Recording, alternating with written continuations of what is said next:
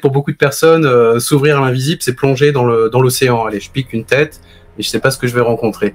Alors qu'en réalité, l'invisible est parfaitement structuré, mais pour le visiter, on y va donc avec nos états modifiés de conscience. Ces états modifiés de conscience, on se rend compte qu'ils nous permettent d'accéder à des plans de conscience. Donc pour ça, on va peut-être rentrer un peu plus dans le vif du sujet pour expliquer ce que c'est que les plans de conscience et l'intérêt après de naviguer dessus. Pour approfondir ce thème, retrouvez le lien des ateliers en description de cette vidéo. Bonsoir à toutes et bonsoir à tous, soyez les bienvenus sur le canal de l'âme. Je suis Muriel et ravie de vous retrouver ce soir. Le thème va être naviguer sur les plans de conscience. Si les problèmes que vous rencontrez dans votre vie n'étaient que les symptômes liés à votre perception qui relaient les messages de votre âme. Est-ce que vous avez l'impression d'être observateur de votre vie, de vous sentir différent et donc seul, d'avoir des difficultés à trouver votre place, de ressentir un vide à l'intérieur de vous-même, bien qu'ayant coché toutes les cases demandées, d'être puissamment affecté par les émotions des autres? Si vous vous reconnaissez dans au moins un de ces symptômes, eh bien vous êtes certainement porteur d'une spiritualité et d'une haute fréquence vibratoire qu'il vous est difficile d'intégrer sur Terre. Alors en participant à cette conférence, vous allez apprendre comment les plans de conscience peuvent être d'une grande aide pour comprendre votre fonctionnement énergétique et vous réaliser dans votre vie. Quelles solutions sont à mettre en place pour intégrer votre spiritualité à votre vie terrestre? Et enfin, comment utiliser vos perceptions extrasensorielles pour participer au grand jeu de la vie? Eh bien, bonsoir et bienvenue à toutes et à tous. Je vois que vous êtes déjà nombreux et nombreuses à vous manifester dans le chat.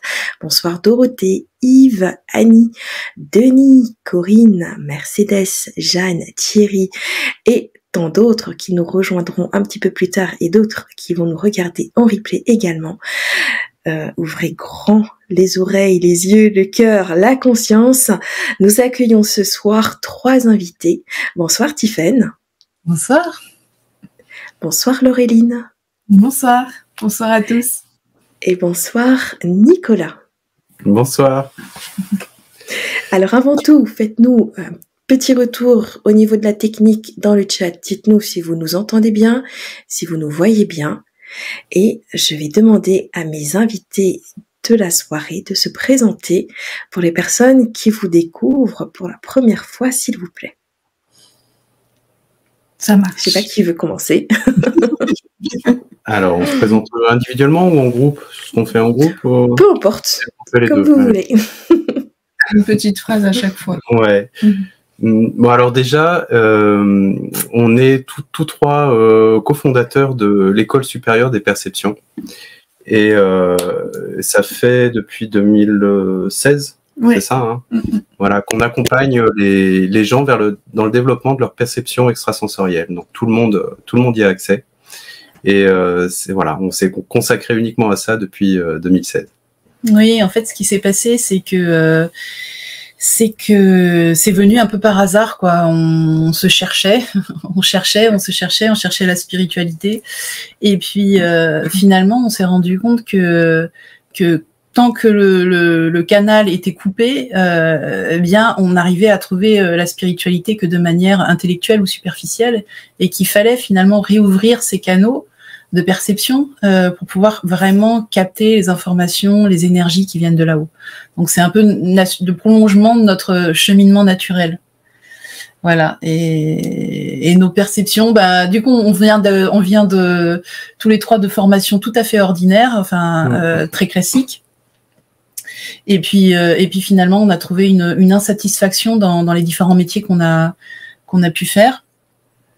Et puis on s'est rejoint sur ces perceptions et les guides ont dit mais il faut diffuser, il faut partager ces perceptions, il faut que vous aidiez les gens à ouvrir les leurs.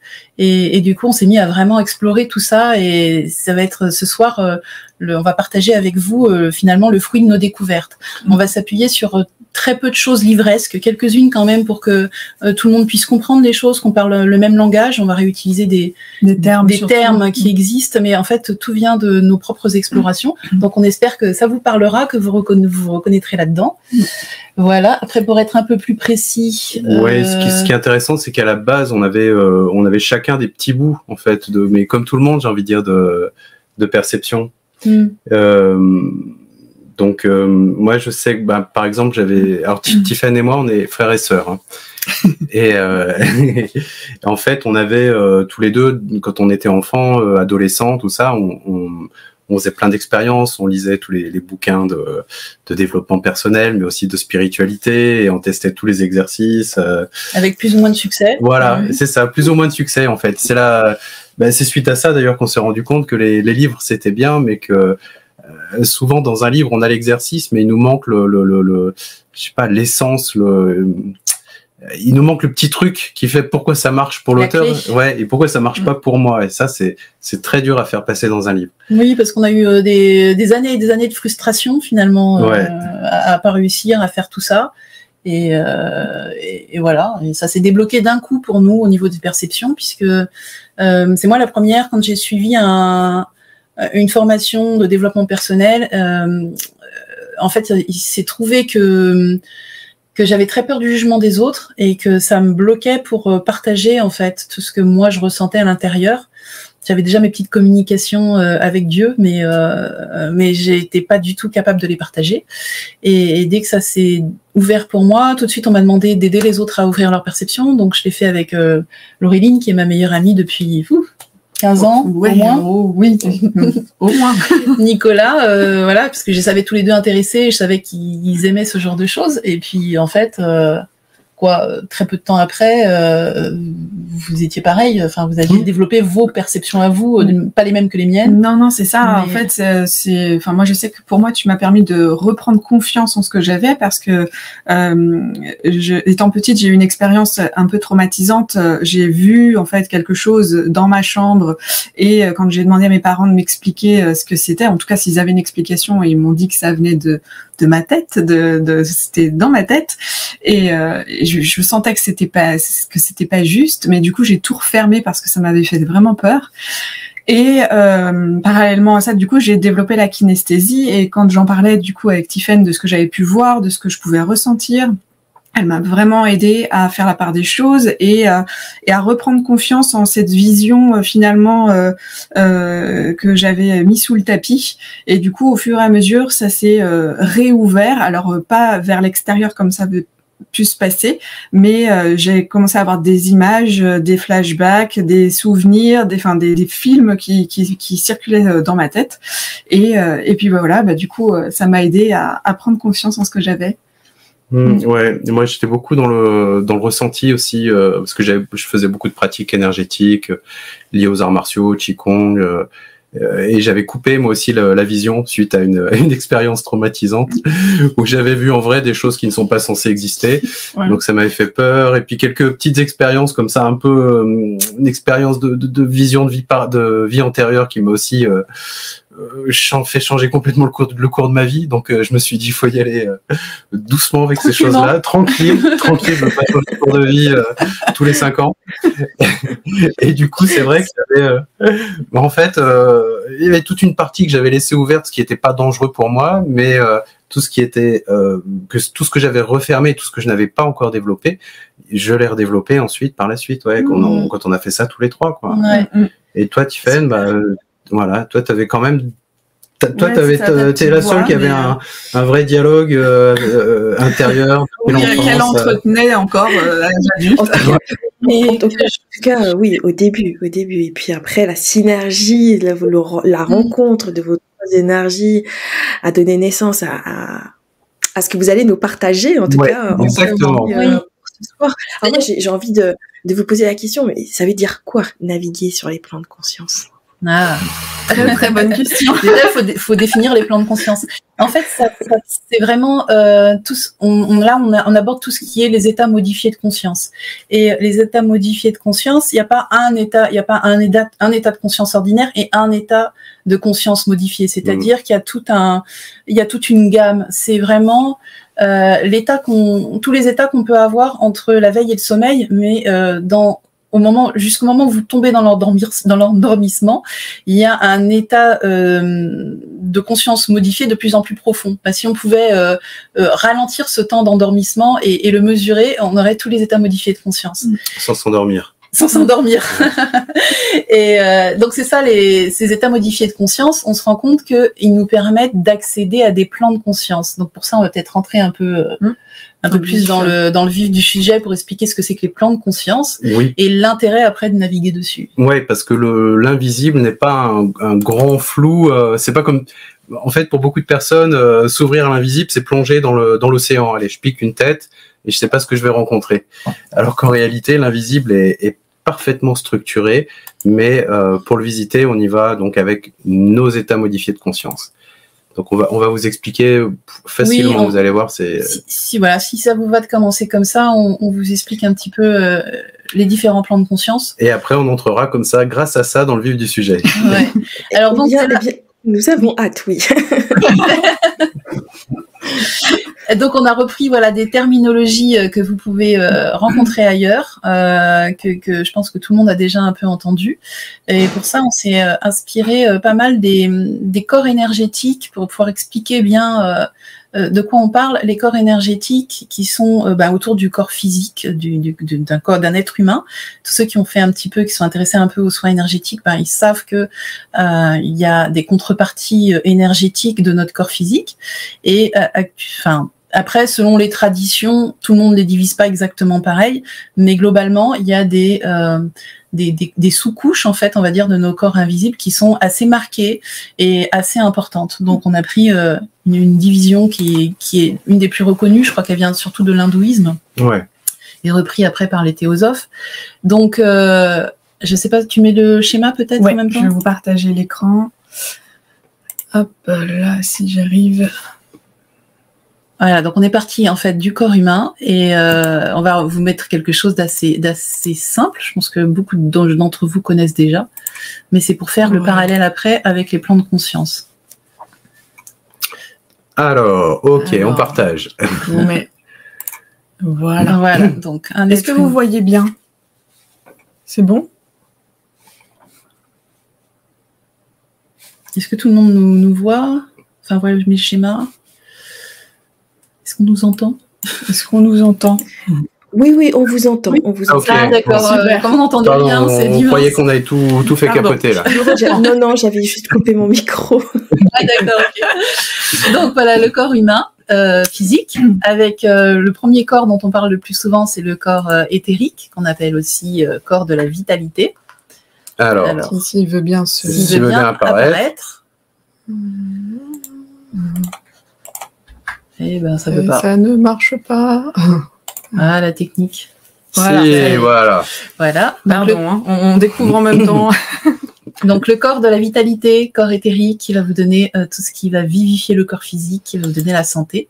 Tout ce que vous travaillez quand vous faites du qigong, du yoga, du sport. Et là, on accède au corps suivant, qui va être le corps astral. Corps émotionnel. Voilà, c'est vraiment là où il y aura vos émotions, tout simplement. Dont on parle beaucoup, le corps astral, très important. On passe ensuite au corps mental. Voilà, le corps de vos pensées. Vos pensées, vos croyances. Voilà. Et ensuite, le dernier, mais pas des moindres. Le corps, le premier, on va dire les corps spirituels, pour faire simple. Le premier corps spirituel, on l'appelle le corps causal. Mais voilà, corps spirituel. Et entre les deux, des fois on le marque, des fois on le marque pas, ça dépend des traditions, mais qui est quand même super important, surtout avec le sujet de ce soir. Entre le corps mental et le corps spirituel, vous avez le corps supramental ou haut mental, qui correspond en fait à un endroit où justement vous allez capter tout ce qui est intuitif. Voilà, je sais pas si on voit ma flèche, mais en fait le corps supramental sert c'est la jonction entre ces deux corps-là. Qui s'interpénètrent. Et en fait, les plans de conscience, pour les comprendre, il faut réaliser que si nous sommes vivants, la planète aussi est vivante.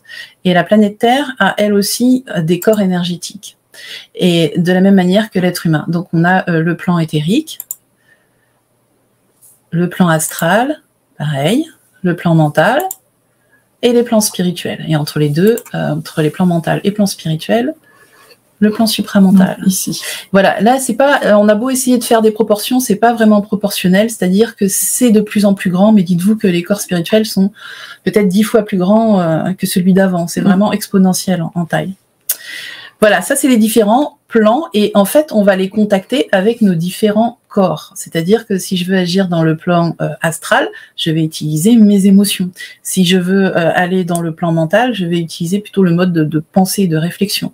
Si je veux aller sur le plan supramental, je vais utiliser mon intuition. Et si je veux aller sur le plan spirituel, je vais utiliser mon désir de connecter ces plans spirituels.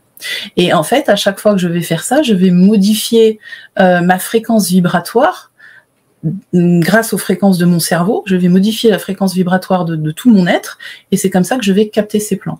Ça veut dire que si je pense pouvoir toucher quelque chose de subtil comme on touche quelque chose de solide comme une table, ça va pas marcher. Voilà, je suis obligée de savoir que je vais dans un état modifié de conscience et que je vais utiliser mes sens subtils pour aller toucher avec mes corps subtils quelque chose de la même subtilité. Donc c'est une histoire de concordance de fréquences. Je ne sais pas si c'est très clair. Alors donc, les plans de conscience correspondent au corps énergétique de la planète. Voilà, tout simplement. Et ils sont alignés en fait sur vos corps énergétiques selon le corps énergétique que vous utilisez. Vous pouvez les rentrer dans un plan de conscience ou dans un autre. Et on va voir que c'est les états modifiés de conscience qui vont permettre vraiment d'utiliser nos différents corps. Donc ça c'est un peu la partie théorique, un peu qui est peut-être un peu moins. Là on voit pas très bien où on veut aller, mais vous allez voir que tout à l'heure ça va prendre tout son sens. Ah oui, vous allez voir que c'est hyper important. C'est important de poser les bases. Oui. C'est comme pour construire une maison. S'il n'y a pas de fondation, on n'arrive pas jusqu'aux étages supérieurs. Parce qu'en fait, on s'est rendu compte, et ça va être le thème de ce soir, que finalement, il y avait beaucoup de personnes qui avaient des difficultés sur Terre, pour qui la vie n'était pas toujours simple, et qui étaient en fait des gens qui avaient de grandes capacités à percevoir l'invisible, mais ils s'en rendaient pas compte. C'est-à-dire que souvent, nous, on a des gens qu'on rencontre ou qui viennent vers nous et qui pensent qu'ils n'ont pas de perception ou qui n'ont que des problèmes, alors qu'en réalité, leurs problèmes découlent complètement de leur perception. Et c'est ce thème-là qu'on avait vraiment envie de voir avec vous ce soir et de voir comment y remédier et comment le fait d'aller explorer tous les plans de conscience va vous permettre de remédier à ces problèmes. Et on est vraiment content ce soir parce que c'est la première fois qu'on va partager là, le sujet qu'on aborde.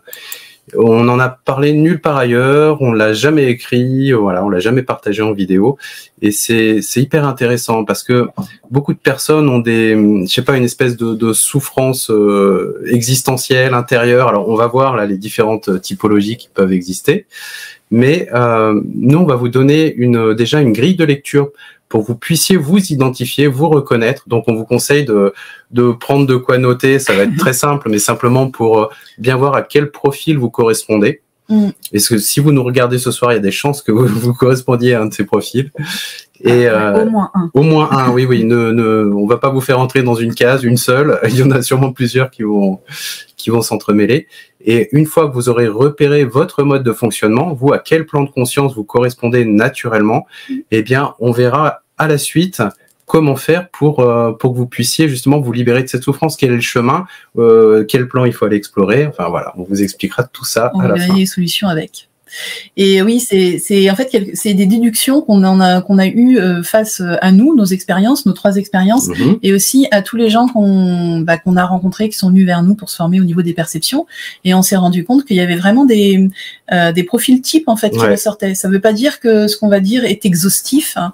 En plus, c'est la première fois qu'on s'y intéresse vraiment de chercher comment expliquer ça et d'identifier ces différents profils.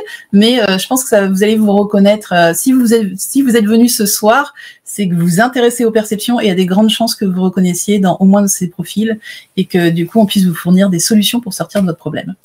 Alors déjà, moi je voudrais vous dire que si on a du coup qui éprouve un certain mal-être, je voudrais rappeler une citation, je crois qu'elle est de Krishnamurti, qui dit être adapté à un monde malade n'est pas un signe de bonne santé. Non. Donc si vous vous sentez inadapté, c'est bien. C'est que vous êtes sur le, vous êtes sur le bon chemin et votre âme essaie de vous ramener dans le droit chemin. Et c'est pour ça, vous savez, la souffrance, c'est souvent un aiguillon que notre âme va utiliser pour nous remettre dans notre axe. Et voilà. Donc, si vous êtes inadapté, c'est très bien. On va vous aider à trouver votre, justement, voilà, mieux le vivre et à vous sentir adapté, mais selon vos critères à vous. Oui, parce que en fait, rassurant. oui, parce qu'en fait, c'est des messages en fait de votre âme qui vous dit ça ne me va pas, je suis pas bien. Et du coup, c'est pour ça que c'est important de vous écouter, parce que c'est comme ça que vous allez vite trouver votre voie. Oui, et puis si on supporte pas ce qu'on vit, ou s'il y a des choses qui ne nous conviennent pas, avec lesquelles on peut pas être en accord, c'est peut-être parce qu'on est venu pour changer les choses. Et vraiment, on pense que énormément de personnes sont venues changer les choses et voilà. Ouais, le problème, voilà, le problème qu'on rencontre, il est important quand même. C'est que beaucoup des gens qui ont des perceptions, les perceptions sont pas là pour rien. C'est pas juste un outil pour s'amuser. Oui, c'est super parce qu'on se rend compte qu'on a plus de capacités que ce qu'on croit. Mais c'est aussi vraiment un outil pour communiquer avec l'invisible et du coup avec aussi tout ce qui est spirituel. Et les gens qui ont beaucoup de perceptions sont venus pour apporter cette spiritualité sur Terre. Et on peut le voir en ce moment qu'on en a vraiment besoin. Enfin, même si ça fait des années qu'on le voit, il y a une vraie ouverture de conscience sur la spiritualité et aussi sur les perceptions. Il y a c'est même plus de l'ouverture de conscience, c'est même vrai des choses qui se développent beaucoup plus vite qu'avant. Là où il fallait 20 ans de pratique, on arrive en une année. Là où il fallait 1 an en une soirée, et il se passe énormément de choses qui bougent, ça bouge très vite. C'est assez impressionnant. Et c'est pas que pour notre plaisir, c'est pas que pour que ça nous procure du plaisir, c'est parce qu'il y a beaucoup à faire sur Terre. Donc les capacités s'activent, il y a beaucoup de choses qui se passent, et malheureusement, les soldats spirituels se trouvent entravés sans soit reconnaître que c'est des perceptions, soit entraînant un mal-être dû à leur perception, alors qu'en fait on leur demande de passer à l'action. Donc c'est ça qu'on va découvrir, on s'y met, hein. On tourne autour du pot depuis 5 minutes. C'est parti. Donc le premier profil qu'on a repéré et qui est très commun, c'est des gens qui sont très empathiques et qu'on peut nommer hypersensibles. Les hypersensibles, ouais. Voilà. C'est-à-dire que ce sont des gens qui captent tout ce qui se passe. Non seulement ils ont déjà leurs émotions, souvent qui prennent de la place, mais ils captent aussi ce que les autres ressentent. Et ils captent ce que les autres ressentent, mais aussi leur environnement. Voilà, quand ils rentrent dans un endroit, ils sentent tout de suite l'énergie électrique du lieu, on va dire. Et ça, il y en a beaucoup. Et le problème chez ces personnes, c'est qu'il arrive un moment où elles n'arrivent plus à dissocier ce qui leur appartient de ce qui appartient aux autres. Quand on est hypersensible, si quelqu'un entre dans la pièce où on se trouve, on était seul et que la personne est en colère, tout de suite on va se sentir agressé, on va se sentir mal, alors que nous on n'est pas en colère, quoi. La personne hypersensible ne l'était pas. Mais si c'est une personne triste qui entre dans la pièce, elle va se sentir triste elle aussi. Ouais, si je peux me permettre, je peux partager un peu mon expérience parce que j'ai travaillé pendant près de 12 ans dans un magasin de prêt-à-porter. Un grand magasin. Il y avait beaucoup de monde. Il y avait beaucoup de passages. C'était à Paris, dans un quartier qui était quand même assez touristique. Et en fait, je me souviens très bien rentrer dans ce magasin, commencer ma journée. Bon, ça allait, tout allait bien. Et puis, plus la journée avançait, moins je me sentais bien. Je croise Stephen au détour d'un rayon.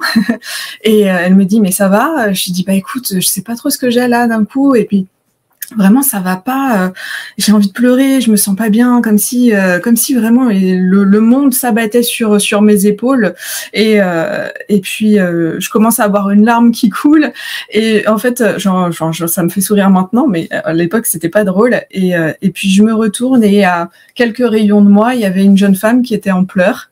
Et je me dis, ah, ok, il se passe un truc, c'est étrange, mais visiblement, ce que je suis en train de vivre ne m'appartient pas. Et heureusement que j'avais Tiffen à mes côtés pour me permettre de relativiser, de prendre de la hauteur et de de comprendre que finalement ce qui est en train de se passer, c'était simplement une résonance, enfin une empathie avec cette personne. Je ressentais ce qu'elle vivait, son mal-être, et je l'exprimais finalement pas à sa place parce que elle pleurait, mais que je pouvais exprimer aussi le mal-être des personnes qui ne s'autorisaient pas à exprimer ce qui n'allait pas. Voilà, pour la petite anecdote. Ouais, et du coup, c'était un peu compliqué parce que... C'était très compliqué à vivre. Ouais. Je faisais des hauts et des bas. Et c'est vrai qu'il y a cet effet yo-yo qui est hyper désagréable entre les moments un peu d'euphorie et les moments de grande déprime parce que d'un coup, on ne sait pas ce qui se passe, mais ça va pas du tout. Ouais, et les jours de pleine lune, c'était encore pire dans le magasin. Toutes les tensions étaient exacerbées. Je savais que ce jour-là, Laureline n'allait pas aller bien. Ça allait être compliqué. Et puis petit à petit, t'as acquis la maîtrise de ça et ça t'a plus posé de problème. Exactement. Maintenant, c'est une grande force. Et oui, moi je voudrais dire la phrase, si on doit définir un hypersensible, ça va être pourquoi tant de violence?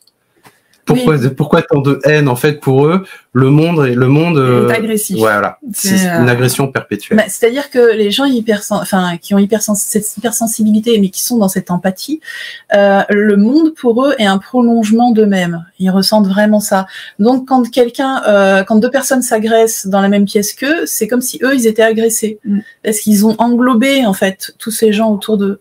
Et c'est pour ça que souvent des gens qui vont beaucoup aimer la nature parce qu'ils vont trouver un calme dans la nature et pareil les animaux aussi. Voilà, animaux, oui. Leur corps énergétique, on verra ça, les corps énergétiques de la personne qui est empathique, ils sont extrêmement expansés. Vous voyez, si on devait dire, parce qu'il y a des fois des livres où on dit, je sais pas moi, le corps vital, il englobe le corps physique à 10-15 cm autour de lui. Ben non, la personne qui est empathique, elle va déjà avoir son corps vital qui est au moins à 50 cm ou à 1 mètre de lui. Et tous ces corps comme ça vont prendre une place immense et du coup, la personne empathique est capable d'en sentir tout ce qui se passe à 500 mètres à la ronde quasiment. Donc ça peut être super quand on est dans une belle ambiance, ça peut être très dur à vivre quand il n'y a pas l'harmonie. Et du coup, ils sont très perturbés par le manque d'harmonie. Ouais. Et alors, énergétiquement, oui. Oui, c'est comme ce que nous dit Françoise. Excusez-moi, je vous coupe un petit instant.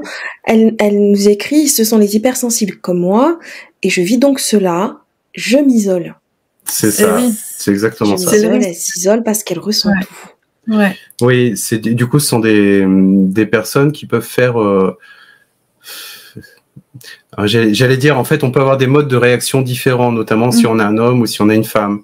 Il se peut qu'un homme choisisse par réaction, j'allais dire, archétype masculin, l'éducation, tout ça, finisse par couper ses émotions volontairement. Et peut-être, lui, du coup, passer plus sur le plan mental. J'analyse, j'observe et je ne vis plus mes émotions, je m'en coupe parce que c'est trop souffrant. Il y a beaucoup de gens, enfin c'est pas systématique, mais il y a beaucoup de gens qui peuvent sembler froids, qui sont en fait des gens hypersensibles et qui ont coupé leurs émotions. Et alors nous, quand on dit couper les émotions, si on vous le traduit sous forme des corps et des plans de conscience, on dirait que c'est s'enfuir dans le plan mental et quitter le plan astral. Donc c'est des gens qui vont énormément aller sur les plans plus hauts. Et qui vont essayer, c'est une façon de s'isoler en fait, de s'isoler de ses émotions plutôt que de s'isoler physiquement. Ils vont sortir du corps émotionnel pour aller dans le corps mental. Et il y a aussi des gens qui vont pas faire ça et qui vont rester dans leur corps astral, mais soit ils vont avoir besoin de s'isoler, comme disait Françoise, ou alors ils vont faire un peu le yo-yo, c'est-à-dire que des fois je me mets dans mon corps émotionnel et je ressens tout ce qui se passe, et puis d'autres fois, hop, je me coupe, je me mets dans le corps mental, et comme ça c'est un peu comme une protection. Mais on va voir que c'est pas ce qu'il y a de mieux à faire, en fait. Non, c'est pas ce qui est de plus confortable. Après c'est vrai que tout dépend comment on arrive à l'exprimer. Il y a certains artistes qui expriment justement leurs émotions par le biais de leurs œuvres, mais quand on n'est pas artiste ou quand on se sent emprisonné ou envahi ou peu importe le terme qu'on y met, mais que ça nous met vraiment dans des situations de mal-être, il y a des solutions pour s'en sortir. Et ça, c'est pas mal quand même. Alors, on va voir déjà que ce n'est pas qu'un défaut. Hein. Non. Parce qu'on peut se dire, ah mon Dieu, pourquoi je suis comme ça, c'est terrible. L'hypersensible est un hyper doué au niveau des perceptions. perception. Oui, en fait, vous êtes en train d'exprimer quelque chose d'important pour vous. Donc, tous ceux qui se reconnaissent dans ce profil, ce sont des gens qui sont énormément attentionnés vis-à-vis des autres. Ça, c'est d'une manière générale, et qui vont aimer l'harmonie. Mais c'est au niveau des perceptions, des gens qui captent tout. Donc, ils sont extrêmement doués au niveau des perceptions extrasensorielles. Ce sont des thérapeutes d'exception. Puisque vous les mettez avec un patient, un hypersensible, il sait déjà tout ce qu'il y a dans le corps du patient. Il ressent son mal-être.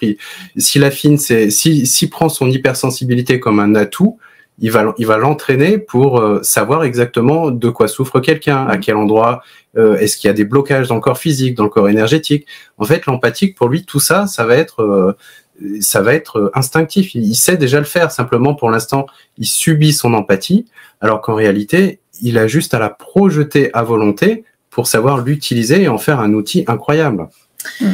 Et voilà, quand même, on va vous donner des solutions, parce que sinon, c'est pas très sympa de vivre tout le temps isolé chez soi, c'est pas cool. Surtout que les empathiques aiment bien les autres, en fait. Ah bah oui. Simplement, voilà, ils choisissent bien. Déjà, c'est vrai, vous avez raison, bien choisir les personnes que vous fréquentez. Et après, si vous n'avez pas le choix, parce que vous allez travailler, parce que la vie fait que, voilà, vous sortez hors de chez vous. En fait, voilà, il y a plusieurs façons. Nous, on a remarqué, c'est Laureline qui en parlera sûrement le mieux, puisque toi, tu as fait tout ce travail-là. Mais notamment, je vous disais que les corps sont très expansés, et il y a déjà de temps en temps ramener ces corps à soi. C'est un peu comme si vous imaginiez que vous vous recentrez, que vous prenez tous vos corps énergétiques, et qu'au lieu d'occuper la maison entière, la pièce entière, l'immeuble entier, vous ramenez tout ça et ça rentre dans votre corps. J'explique bien? Ouais. J'ai jamais l'impression que ça rentre complètement dans mon corps, non, mais ça passe toujours un peu. Mais par contre, c'est vrai qu'il y a cette sensation du coup de se retrouver soi. Et ça, j'ai appris à le faire finalement assez récemment par rapport à ce que j'ai mis en place le plus tôt. C'est vraiment cette notion de fréquence vibratoire, être dans une fréquence vibratoire qui me convenait. Et donc pour ça, je me suis aidée du cœur, en fait, du travail sur le cœur. Et cette fréquence-là me permet de sentir ce qui se passe, mais de ne pas être impacté par ce qui se passe. Oui. Alors, ça veut pas dire se mettre dans le cœur. On peut se dire, oh là là, c'est des années et des années de méditation bouddhiste et non, c'est pas compliqué. Se mettre dans le cœur. Simplifié pour ma part. Se mettre dans le cœur, c'est simplement être positif. Donc, si être positif, c'est compliqué parce qu'aujourd'hui, vous avez une journée difficile, par exemple, vous pensez à des gens que vous aimez, vous pensez à des animaux que vous aimez, vous pensez à l'amour tout simplement, et vous gardez ce sentiment dans votre cœur. Et en fait, ce qui se passe dans ces cas-là, c'est que même si vous êtes toujours sur le plan astral, c'est-à-dire que vous avez toujours vos émotions, ça va naturellement vous monter dans le haut astral. D'accord? Et du coup, vous n'allez pas être impacté par les personnes qui émettent des fréquences basses, du bas astral, c'est-à-dire qui sont déprimés, qui sont anxieux, qui sont... Et par contre, c'est vrai que c'est un peu une discipline, c'est-à-dire que vous êtes obligé très régulièrement, surtout quand vous allez rencontrer des gens que vous aimez pas, quand vous allez aller au boulot où ça se passe mal, ou des choses comme ça, à vraiment vous centrer sur ce cœur, et ça va du coup, on va dire, c'est comme si ça triait les vibrations. Alors, ça trie pas les vibrations, mais dans l'invisible, en fait, s'applique le principe de résonance. C'est-à-dire que ce que je résonne, je le reçois. Et du coup, en étant sur une fréquence, j'attire à moi des personnes de même fréquence. Et les autres, c'est comme si je les captais pas vraiment. C'est là sans être là. C'est ça. On n'est pas impacté, en fait. Je saurais pas le dire autrement parce que c'est vraiment cette sensation, on le voit, mais ça circule. Voilà. Et il y a une histoire aussi d'axe vertical, c'est-à-dire que ce sentiment d'amour, une fois que vous avez pensé à des gens que vous aimez et tout ça, il y a aussi la possibilité de monter plus haut. On verra ça peut-être un peu plus tard dans la conférence. Monter plus haut, c'est-à-dire aller sur les plans spirituels et demander à recevoir cet amour de là-haut qui va venir renforcer le vôtre et décupler votre rayonnement d'amour. C'est une façon un peu avancée de le faire. Mais c'est avancé, mais c'est plus profond. Oui, c'est plus stable. C'est-à-dire que là, il y a un moment où vous n'avez plus besoin de penser à le cœur. J'espère que vous y serez régulièrement, mais vous n'aurez plus besoin d'y penser autant. Le fait de vous habituer à monter sur des plans un peu plus élevés, ça va aussi faire monter votre fréquence vibratoire. Donc, et puis c'est comme si ça créait une sorte d'axe de transmutation aussi au niveau émotionnel. Vous continuez à capter, vous ressentez ce qui se passe, mais vous n'êtes plus touché, ça vous traverse. Voilà, et ça va vous traverser au bas, quoi. Donc voilà, pour tous les hypersensibles, on vous a donné 2 méthodes qui marchent très bien. Soit je ramène de temps en temps mes corps sur moi pour me recentrer sur moi, pas tout le temps, parce que sinon vous allez avoir l'impression de perdre un sens. Si vous vivez toujours avec vos corps rapetissés, vous allez dire oh là là, mais avant je captais plein de choses, je savais quand le danger allait arriver, je savais que machin rentrait dans la pièce, puis là je capte plus rien. Ça va vous faire bizarre, vous avez l'impression de devenir un peu aveugle. Donc le faites pas en permanence, mais apprenez à vous rétracter et vous expanser.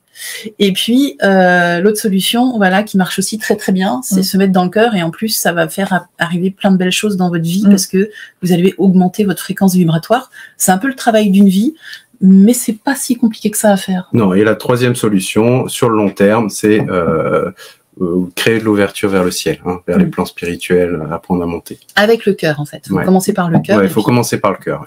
Est-ce que ça serait intéressant qu'on regarde le schéma où on voit sur quoi on circule pour... Tu veux que je mette celui avec les différents profils?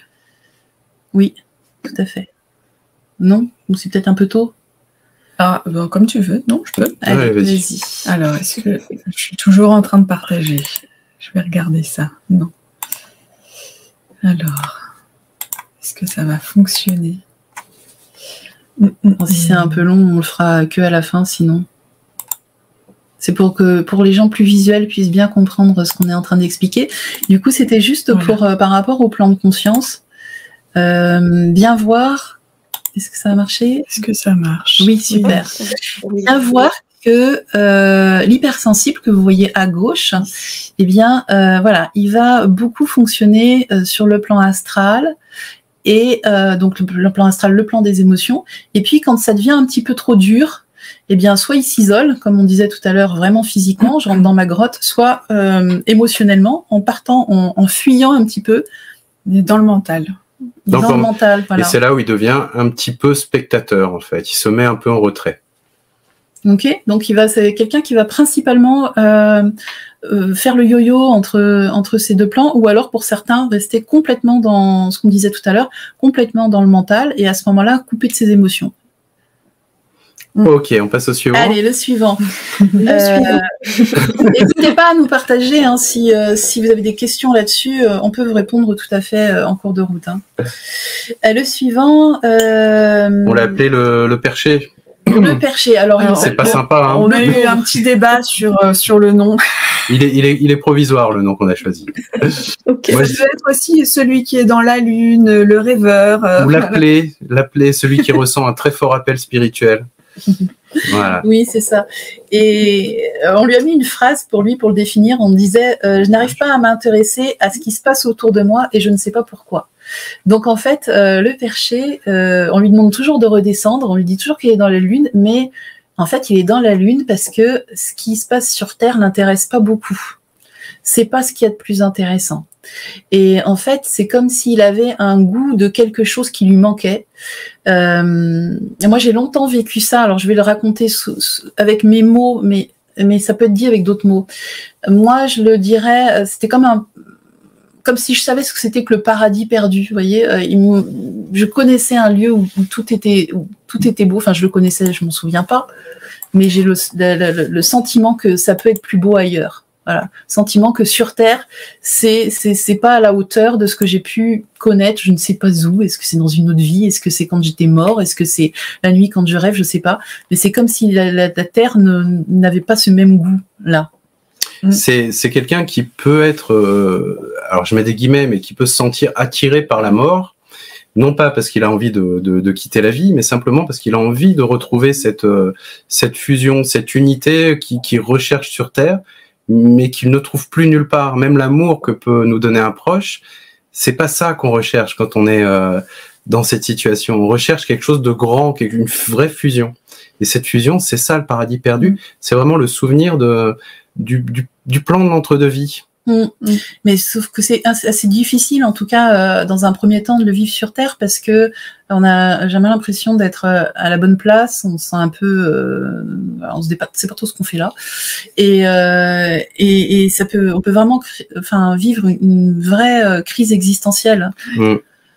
Et le problème, est-ce que c'est comme ressentir une lassitude, être complètement blasé, être à la recherche d'un absolu, Oui, si tu parles d'absolu, oui. Oui, c'est ça, exactement. Ouais, c'est exactement ça. Et trouver que ce que tu as sur Terre n'est jamais à la hauteur de ce que tu sais être possible. Ce que tu perçois, ouais. Et c'est hyper désagréable, quoi. C'est une vraie souffrance. On sait que ça existe, mais on sait qu'on peut pas le trouver sur Terre. C'est la nostalgie de l'ailleurs. Oui, c'est ça. C'est exactement ça. C'est exactement ça.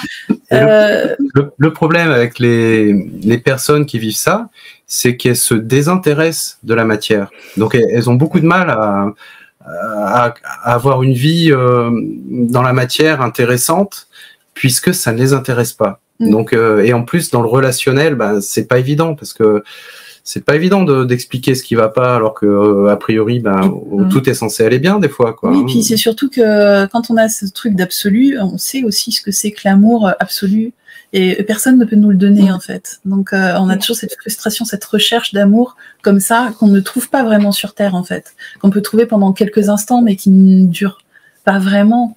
Et par contre, on peut trouver là-haut constamment. C'est ça, on va venir à la solution. On va regarder peut-être le schéma. Non, alors, attends, déjà, l'intéressance profile. Je vois qu'il y a des gens qui se reconnaissent. Déjà, il faut voir que pourquoi on vous parle de ça dans les perceptions, parce que ce sont des gens qui finalement auraient une possibilité de connexion spirituelle très très forte. Ah ouais.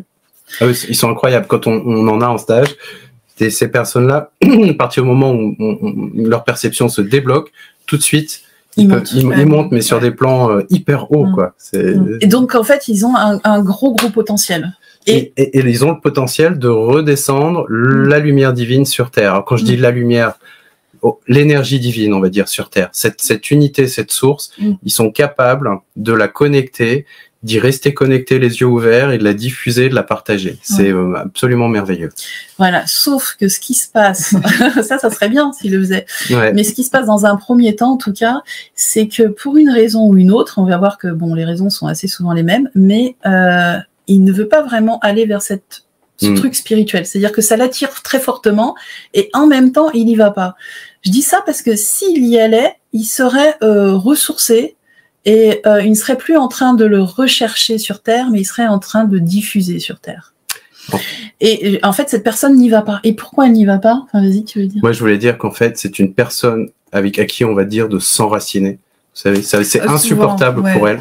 Tu manques d'ancrage. Voilà, on va lui dire, mais voilà, faut que tu t'enracines. Tiens, je te fais une technique énergétique. Fais pousser des racines. Voilà, ça tient 12 heures maximum. Et en fait, cette personne-là a ses racines dans le ciel. Donc, faut pas qu'elle cherche à descendre.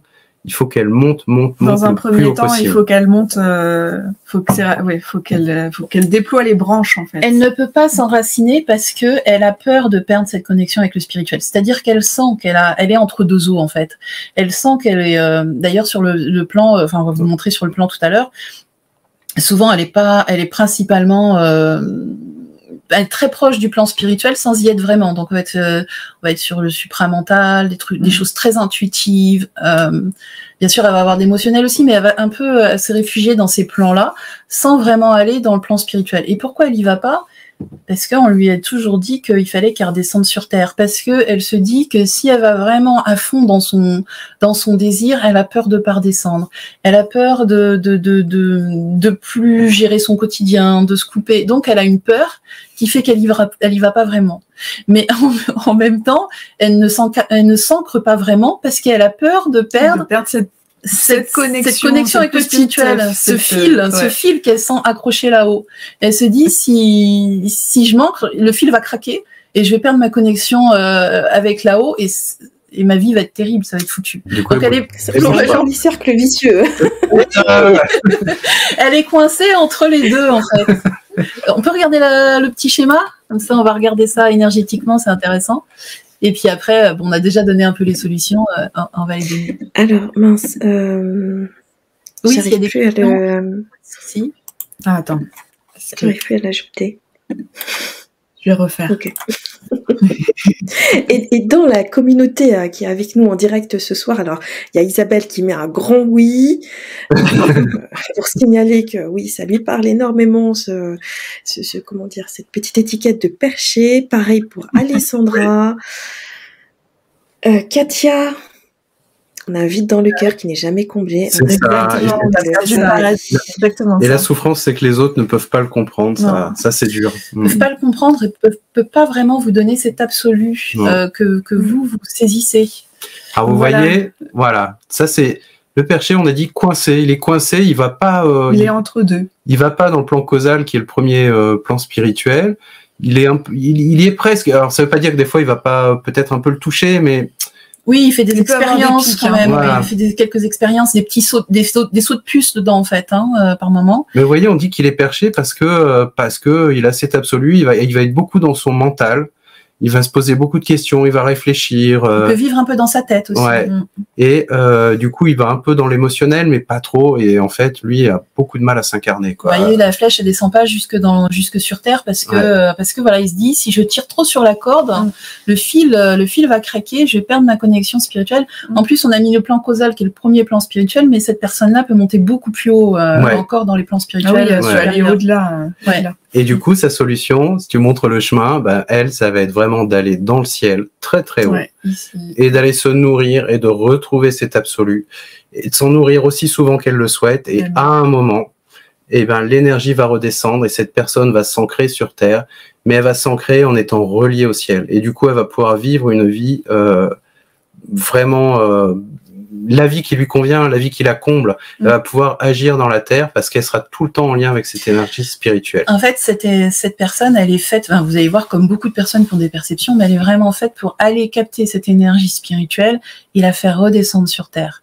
Et au lieu de se plaindre que la terre ressemble pas à ce qu'elle connaît, eh bien, elle doit agir pour commencer à transformer les choses. Mais sa première action, ça va être de elle se nourrir. Et pour se nourrir, voilà, il faut qu'elle aille sur ses plans spirituels régulièrement et qu'elle n'ait pas peur de rester coincée là-haut, parce que en fait, si elle s'autorise à y aller régulièrement, eh bien, elle se dira je peux redescendre. De toute façon, je vais y retourner demain ou après-demain. Et donc tout va bien, je peux redescendre, je vais y retourner demain.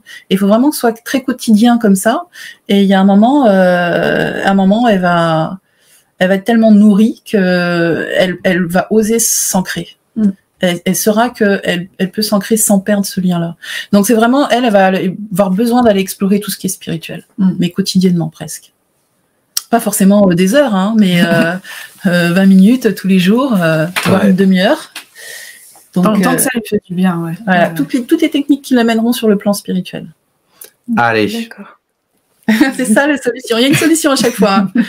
Et après, c'est vraiment de faire rayonner cette spiritualité sur Terre parce que sinon, on part dans un refuge. C'est-à-dire, voilà, même si la première part, c'est ça, il faut pas y rester coincé non plus parce que ça serait juste un refuge, alors qu'il y a une deuxième partie qui s'enclenche une fois qu'on est nourri, qui fait que je transmets cette spiritualité sur Terre.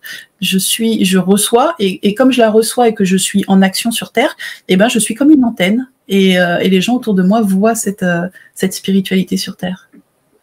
Ouais. Je la rayonne sur Une Terre. fois qu'on est nourri, on a envie de partager. Ouais. Donc ça redescend presque automatiquement, mais c'est bien déjà d'aller se nourrir. Et puis on crée comme cette flèche qu'on a créée, en fait, elle va monter tout en haut, et comme on va redescendre pour s'incarner, elle va redescendre tout en bas, et donc on devient un pont de lumière entre ciel et terre.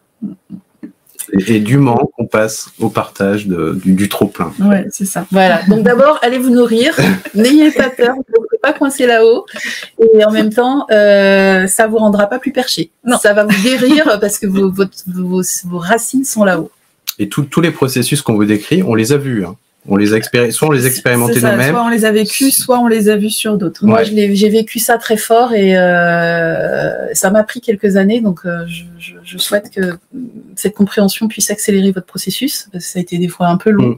Mais c'est vrai que ça m'a beaucoup transformée. Avant, ça me venait même pas à l'idée de faire quelque chose pour les autres, quoi, pour ce qu'on... j'avais besoin de m'occuper que de moi, quoi, parce que j'étais toujours dénutrie, en fait. Et voilà. Je ne sais pas comment raconter mon cas. Oui, merci infiniment pour ce partage. Alors je vais remettre nos petites fenêtres. Voilà. Alors, on a encore un ou deux profils à vous présenter. Trois. Alors, il y en a un autre qui ressemble. Alors, juste le partage d'Amandine, j'ai compromis ce décalage entre des moments de connexion avec un grand tout, où je me suis retrouvée tellement nourrie d'amour et la déception dans mes relations ici-bas. Merci pour cette clé. Avec plaisir. C'est exactement ça, Amandine. C'est exactement ça. Alors, il y a un truc qui est pas facile, du coup, j'en parle parce que tu en parles, Amandine, qui n'est pas toujours facile, c'est que tu trouveras pas ce même amour chez l'autre, ou alors vraiment que pendant des moments de fusion avec l'autre, et qui s'éternise pas, en fait. Et je pense que le rechercher constamment sur Terre, c'est un peu une illusion. Tu peux le vivre par moments, des moments où tu fais des câlins avec ton chat, des moments où tu fais l'amour avec ton homme, enfin voilà, et des vrais moments de fusion ou avec ton enfant. Mais tu auras toujours besoin d'aller te nourrir là-haut pour ne pas constamment demander aux autres de te donner cet absolu qui ne pourront peut-être pas te donner parce qu'ils n'auront peut-être pas la même connexion spirituelle que toi. Et puis parce qu'on est sur Terre et que l'absolu c'est un peu compliqué sur Terre, c'est pas facile puisqu'on est dans un monde de relativité. Donc vraiment plus tu vas te connecter là-haut et te nourrir, et moins tu vas aller leur demander quelque chose qu'ils peuvent pas te donner et qui crée une frustration en toi. Et moins tu seras déçu. Ouais. Et puis tu iras vers l'autre en partage et ça se passera bien. Et pas en partage et pas en demande. Nourris-toi avec l'autre, mais nourris-toi aussi là-haut. Parce que vraiment pour les gens qui ont ce truc-là, c'est facile pour eux de se nourrir là-haut. Et s'ils attendent, c'est pas de leur faute, ils attendent naturellement que tout le monde s'aime comme ça, mais tout le monde ne peut pas aimer comme ça. C'est une façon d'aimer. Tout à fait. Bon, je suis contente que ça vous parle. Alors, on venait sur un autre profil qui ressemble un petit peu à celui-là. Donc, peut-être qu'il y en a qui vont dire « Ah, je croyais que j'étais dans le paradis perdu, mais finalement, je suis plus dans celui-là, vous allez voir. » C'est intéressant aussi. C'est un peu la même chose. C'est-à-dire que la personne se sent... comment il s'appelle ? Ah, il s'appelle l'extraterrestre. Alors, attendez, je vais partir, je vais poser les bases. Je vais poser les bases parce que l'extraterrestre, ça fait un peu peur. La personne ne se sent pas extraterrestre, hein, d'accord ? C'est comme, mais il faut ouvrir un petit peu le champ des possibles. C'est ce qu'on voit quand on monte là-haut. Vous savez qu'on traverse une période très particulière sur Terre. Particulièrement en ce moment, on le voit vraiment, c'est vraiment le chaos, on ne sait pas vers quoi on va, tout ça. On est là dans une période de transition avec énormément d'énergie, où il y a autant d'énergie qui va du coup dans ce qu'on peut appeler le bien que dans ce qu'on peut appeler le mal, quoi, sur Terre. Bon, de toute façon, sur Terre, on a les deux. Mais la planète veut évoluer. C'est clair qu'il y a une demande... Il y a une aspiration spirituelle qui est très forte en ce moment sur Terre. Et ce moment, il se prépare depuis longtemps. Et... c'est un passage difficile pour la planète. Même aujourd'hui, on se dit, est-ce que ça va aller dans le bon sens ? Bon, moi, je pense que oui, mais on sent que on marche sur une corde, quoi. Et ce moment, il est prévu depuis un moment, depuis longtemps. Et pour aider au passage, il y a beaucoup de gens qui se sont incarnés en ce moment sur Terre parce qu'ils veulent voir ce moment, parce qu'ils veulent y participer, et aussi parce que des fois, ils ont déjà vécu ça ailleurs. Et du coup, tout ça pour vous dire que il y a des humains qui se réincarnent de vie après vie, et puis il y a des êtres qui viennent d'autres planètes, peut-être physiques ou peut-être pas physiques, dans une autre dimension ou dans une autre dimension, qui ont envie de vivre ce moment, qui ont envie d'apporter une vibration spéciale à la planète Terre pour la faire passer dans sa prochaine vibration, et puis qu'il y a des gens qui ont déjà vécu ça sur d'autres planètes et ils savent que ce passage est délicat mais qui peuvent apporter leur expérience. Mais la plupart des gens ne s'en souviennent pas. Je connais personne qui s'en souvient. Donc ils ont juste des sensations. Ils ont juste une sensation bizarre. Ouais. C'est la sensation... Alors, moi je dirais, la phrase qui les définit, c'est « je ne fais pas partie de ce monde ». Ouais. Ce sont des sortes d'observateurs qui trouvent tout bizarre en fait dans la vie. Ils vivent dans leur vie, mais ils trouvent vraiment que la société fonctionne de manière étrange. Ça manque de logique. Ouais, c'est ça. C'est pas cohérent. La personne ne comprend pas la société. Moi, je trouve qu'il y a une phrase aussi qui marche bien. C'est quand vous avez l'impression d'avoir été adopté. Alors, vous savez que vous n'avez pas été adopté, c'est évident, vous ressemblez à votre père, à votre mère, vous savez que vous n'êtes pas adopté, pourtant, je me sens tellement en décalage par rapport aux autres qu'il y a un truc, quoi, c'est pas possible. Voilà, il y a des gens qui se reconnaissent. Bon, c'est super. Voilà, et ça, et c'est super intéressant parce que quand on montre avec nos perceptions, en fait, on se rend compte que la personne, mais vraiment, sa famille n'est pas sur Terre, sa famille est sur une autre planète. les plus belles réparations qu'on a faites avec des personnes comme ça, c'est justement de les amener à retrouver leur planète d'origine. Ouais, à se reconnecter à leur famille. À se reconnecter à l'énergie de cette planète, à leur famille sur place. Et en fait, à partir du moment où ils vivent ça, ils se disent, je suis pas fou. En fait, effectivement, il y a une énergie, il y a une planète, il y a des gens qui me correspondent. Et je les ai trouvés. Et ben, une fois qu'ils ont ça en eux, ils peuvent revenir sur Terre et participer parce que ces extraterrestres, en fait, sont venus avec énormément de talent, eux aussi. Alors, dites-vous... Est-ce que... Alors, excuse-moi, je te coupe. Ouais. Est-ce que c'est ce qu'on appelle les starseeds? Alors, je connais pas, moi, les starseeds. Non. Oh, les enfants des étoiles, comment on peut dire ça? Oui, c'est le nom qu'on peut leur donner. Oui, aussi. Tout à fait. Et d'ailleurs, on remarque on voit beaucoup de planètes différentes. Quand on lit la littérature, on a l'impression que tout le monde vient de Actarius, Orion, les Pléiades. Nous, on est assez surpris de voir à chaque fois des planètes complètement différentes. Il y en a, par exemple, qui sont très mécaniques, avec des progrès technologiques incroyables, hein, des gens viennent sur Terre porteurs de par exemple, nouvelles façons de penser l'énergie, nouvelles façons de penser plein de choses, quoi. Alors, ils sont souvent dans l'innovation. Ouais, alors ça, c'est ce qu'ils apportent. Mais moi, je voudrais rajouter une de leurs souffrances, entre guillemets, c'est que on va dire peut-être dans 90% des mondes différents qu'on a pu voir, il n'y a pas de cœur. Le cœur est une spécificité terrestre. À la Terre, ouais. La liberté aussi. Le cœur, c'est ce qui fout le bordel sur Terre. C'est ce qu'il y a de plus beau et voilà. ce qu'il y a de plus difficile. C'est ça. C'est à la fois le pire et le meilleur. C'est le meilleur, en premier, et le pire aussi. Et d'ailleurs, les extraterrestres, quand on vraiment connecte des extraterrestres sur d'autres plans de conscience, il y en a beaucoup qui sont penchés au-dessus de la planète Terre et qui regardent et qui comprennent pas parce qu'ils disent que vraiment chez nous c'est le bordel. Et quand on leur explique oui, mais nous on a choisi le libre arbitre, le cœur, ils disent mais pourquoi vous avez choisi ça? Vous n'avez pas pris la connaissance, la sagesse, c'est vachement plus stable, c'est l'unité. Et visiblement la planète Terre a vraiment cette caractéristique particulière. Et du coup, il y a des gens qui viennent d'autres planètes qui s'incarnent juste pour comprendre ce que c'est que le cœur humain. Et du coup, dans ces personnes qu'on a qualifiées d'extraterrestres, qui sont en observation, bien souvent, on constate qu'elles ont du mal avec le cœur. En fait, le cœur est pas vraiment présent chez elles. Alors, faut pas faire de généralité. Non. Parce qu'il y a des planètes où il y a le cœur quand même. Hein, il y en a très peu. Oui, il y en a très peu. Ce sont plus les planètes avec l'harmonie qui Disons, faut pas vous imaginer que la planète Terre est ce qu'il y a de plus commun. Voilà, c'est ça. En tout cas, chez ces personnes, voilà, c'est pas les personnes qui vont être passionnées, enthousiastes, qui vont aimer vous prendre dans les bras, des choses comme ça. Non, c'est vrai que la joie de vivre tel qu'on l'entend, en tout cas, c'est pas ce qu'il est. Moi, ils sont pas malheureux, c'est pas ça que je veux dire. Vivre et je viens pas d'ici vraiment. Ouais. Non, c'est pas pareil. Il y a pire que toi. Hein. Il y a pire que moi. Non, on en a vu. Il y a tout est possible. Ils ont un intellect qui est très développé quand même. Leur point fort. Voilà, ils ont un superbe intellect, ils ont tendance à avoir des idées plutôt novatrices, mais quel que soit le domaine, ils sont assez précurseurs sur plein de choses. Ils ont quand même des capacités de dingue. Ils font fonctionner en général leur mental et leur supramental, donc ils sont capables d'avoir une certaine vision des choses et de la mettre en action par plan en fait, enfin en construisant un plan. Qu'est-ce qu'on peut dire d'autre sur ces gens-là? Et c'est difficile de le généraliser parce que toutes les planètes sont différentes quand même. Hein. Donc moi je dirais que si vous voulez savoir si vous êtes un extraterrestre, demandez-vous est-ce que je me sens à ma place sur Terre?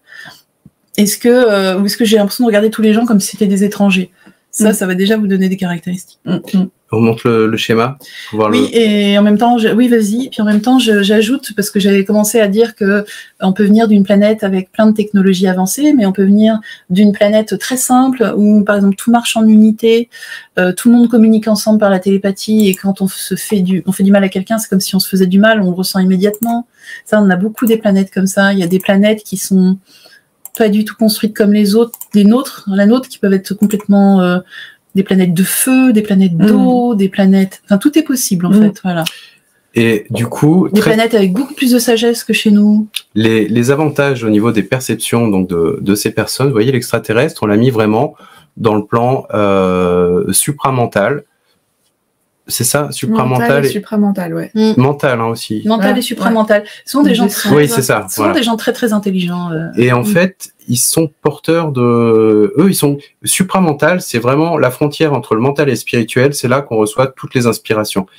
Et du coup, dans le mental, c'est là aussi où on va avoir les souvenirs de l'humanité qui sont stockés, l'accès à un potentiel de connaissances infinies. Mais ces personnes-là viennent avec, en plus, d'autres connaissances. Et elles, vu qu'elles sont dans le mental, sont des personnes qui vont avoir une intuition au niveau des perceptions, qui vont être dans la cognition. C'est-à-dire, vous leur posez une question, elles vous donnent la réponse. Elles n'ont pas entendu de petites voix, elles n'ont pas fait de protocole, je me mets dans le cœur. Non, elles savent tout de suite. Donc ça, c'est voilà, leur point fort, ça va être ça au niveau des perceptions. Parce qu'elles habitent extrêmement le plan supramental qui est le plan de l'intuition. Ouais. Et du coup, ça va être des gens aussi il y en a beaucoup qui, dans ce domaine, arrivent à faire bien marcher leur intuition et leur mental ensemble. Voilà. Après, je vais pas faire trop de généralité parce qu'il y a un petit peu tous les cas de figure, mais globalement c'est ça. Et ils ont souvent du mal à s'ancrer. Vous voyez que la flèche descend pas non plus jusque sur la terre parce que eux aussi ils ont peur de perdre ce lien. Tout à l'heure on parlait du paradis perdu, mais eux c'est pas le paradis perdu, c'est la sensation d'être déstabilisé par les émotions. Oui. Ils ont un certain équilibre dans le mental et puis ils ont quand même encore un lien avec leur planète, qu'ils en soient conscients ou non. Et il y a un peu la peur de perdre aussi ce lien-là, comme on avait tout à l'heure avec le paradis perdu. Donc la solution pour eux, c'est retourner en visite sur leur planète. Ouais. Faire une petite projection de conscience. Ouais, on parlera un petit peu de la projection de conscience tout à l'heure parce que c'est un peu le thème de l'atelier qu'on va proposer. Mais oui, une projection de conscience pour retourner sur leur planète et se sentir à nouveau parmi les siens, comprendre qu'on n'a pas été éjecté de notre planète d'origine, mais qu'on a choisi d'aller sur Terre. Voilà, tous les sentiments d'abandon qu'on peut avoir, eh bien, alors il y en a plein qui peuvent être liés aux parents, mais si vous ne trouvez pas chez vos parents, ça peut être ça, c'est-à-dire l'impression d'avoir perdu une famille entière qui est simplement pas terrestre. Voilà, j'espère que ça parlera à certains. On passe au suivant ? Oui. Allez. J'aime bien le suivant. Je me suis senti concerné à une époque. Motivé. Le suivant, on l'a appelé le perdu. Alors, le perdu ou la perdue, en fait, c'est la personne souvent qui est qui s'intègre bien à la société, qui a envie de réussir, elle est à l'aise, quoi. Elle est au niveau matériel, niveau émotionnel, niveau mental, tout fonctionne bien. Et finalement, elle parvient à cocher toutes les cases. C'est la personne qui a réussi sa vie, mais qui sent tout le temps un profond vide à l'intérieur d'elle. En fait, rien n'a de sens dans ce qu'elle fait. Elle se rend compte, tout le monde est fier d'elle, on va lui dire bah c'est bien, ou tu vois, t'as réussi ta vie, t'as un bon métier, t'as des enfants, t'as un mari sympa, et en fait, cette personne a tout le temps l'impression de se dire ouais c'est bien, mais rien ne la comble. Mais non, elle est jamais comblée. C'est bien, mais elle ne se sent pas comblée. Voilà, mais j'ai pas trouvé ce que je voulais faire dans la vie. Donc ça peut être des gens extrêmement durs à vivre, puisque vous avez l'impression qu'ils ne seront jamais satisfaits. Et ça peut être des personnes aussi qui vont changer régulièrement de métier ou de conjoint, ou qui vont redémarrer leur vie à intervalles réguliers en se disant j'ai dû me tromper quelque part. Et en fait, ce sont des personnes qui ont du mal à trouver leur place aussi. C'est ça. Ils peuvent avoir l'impression, en tout cas, d'avoir du mal à trouver leur place, même s'ils ont, par exemple, un bon job, s'ils se sentent pas complètement à l'aise, ou s'ils ressentent ce vide à l'intérieur d'eux, ils peuvent avoir l'impression que bah non, ils se sont trompés et qu'ils sont pas à leur place, en fait. C'est la personne qui va se dire, il n'y a pas de place faite pour moi. Il faudrait m'inventer un métier. Il faudrait m'inventer un style de vie. Vous voyez ? En tout cas, c'est quelqu'un qui, quoi que la société lui propose ou lui vend, ben ça ne lui convient jamais. C'est ça. Mais il continue à essayer. Ouais. Jusqu'au moment où il s'épuise. Jusqu'au moment où il arrête. Où il se dit bon bah il y a pas de, il y a peut-être pas de solution. Alors, moi je voudrais dire que c'est quelqu'un qui peut avoir aussi qui peut faire des sauts dans le spirituel. Ça veut pas dire que cette personne n'est pas, donc j'ai dit elle est très à l'aise du mental jusqu'à la terre, mais elle peut aussi avoir une pratique spirituelle, mais elle ne conçoit pas que le spirituel et la matière puissent s'intégrer. puissent communiquer ensemble, ouais. Voilà, que finalement, voilà, c'est une pratique perso, mais elle voit pas le lien avec la vie sur Terre, en fait. Et en fait, on va le voir sur le schéma, c'est quelqu'un qui n'a pas connecté ses plans spirituels. Donc, du coup, et même pas le supramental non plus. Supramental, on a dit, c'était le lieu de l'intuition. Et c'est aussi le lieu où on peut avoir une vision, la vision de ce qu'on veut faire de sa vie. Et c'est, voilà, donc vous avez, il est où? Il est là, le perdu. Vous voyez, il est au milieu et il monte pas jusqu'au supramental ni au spirituel. Alors à chaque fois, c'est des caricatures, hein. Comme dit Nicolas, on peut quand même avoir faire des sauts, des fois des sauts de puce dans les plans spirituels. On peut avoir une pratique énergétique, on peut, voilà. Mais quelque part, il n'a pas la vision de ce qu'il veut faire et il n'a pas l'inspiration de ce qu'il veut faire. Et moi, après, je suppute, parce que je pense que c'est pas pour tout le monde la même chose, mais que souvent, en fait, il a peur d'aller sur ces plans-là, de découvrir que ce qu'il a envie de faire n'a rien à voir avec ce que la société lui demande, et il préfère ne pas savoir. Il préfère ne pas savoir parce que il se dit, il va falloir que je choisisse entre moi ce que j'ai vraiment envie de faire et ce qu'attendent mes parents, ce qu'attend la société et mon adaptation. Voilà. En fait. Et tous les efforts que j'ai fait jusque-là pour m'adapter, tout ça c'est perdu. Donc quelque part, il se coupe ces plans-là pour être sûr de pas se remettre en question. Mais finalement, il est tout le temps frustré. Quelqu'un qui va aller de frustration en frustration dans sa vie, voilà. Mais il y a des solutions. Ne pleurez pas. Alors, la solution, bien sûr, ça va être pour lui aussi de monter plus haut et de prendre conscience que une vie comblée sur Terre est une vie alignée sur des aspirations spirituelles. Donc, il n'a pas besoin de monter dans des états de béatitude intense, mais il faut au moins qu'il recontacte son supramental, sa vision de son futur et aligné sur ce qu'il est venu amener sur Terre. Donc, très important pour cette personne par exemple, de revivre un petit peu son programme existentiel, ce qu'on fixe avant l'incarnation. En tout cas, de sentir au moins les grandes lignes, de sentir l'énergie qu'il est venu apporter. Pourquoi pas même contacter son guide d'évolution ou... Ouais. Ou, voilà. En tout cas, émettre. Et pour lui, en fait, il va comprendre qu'il n'est pas perdu. Le jour où il va se dire, mais en fait, il suffit que j'aligne mes aspirations les plus élevées avec ma réussite matérielle. Voilà.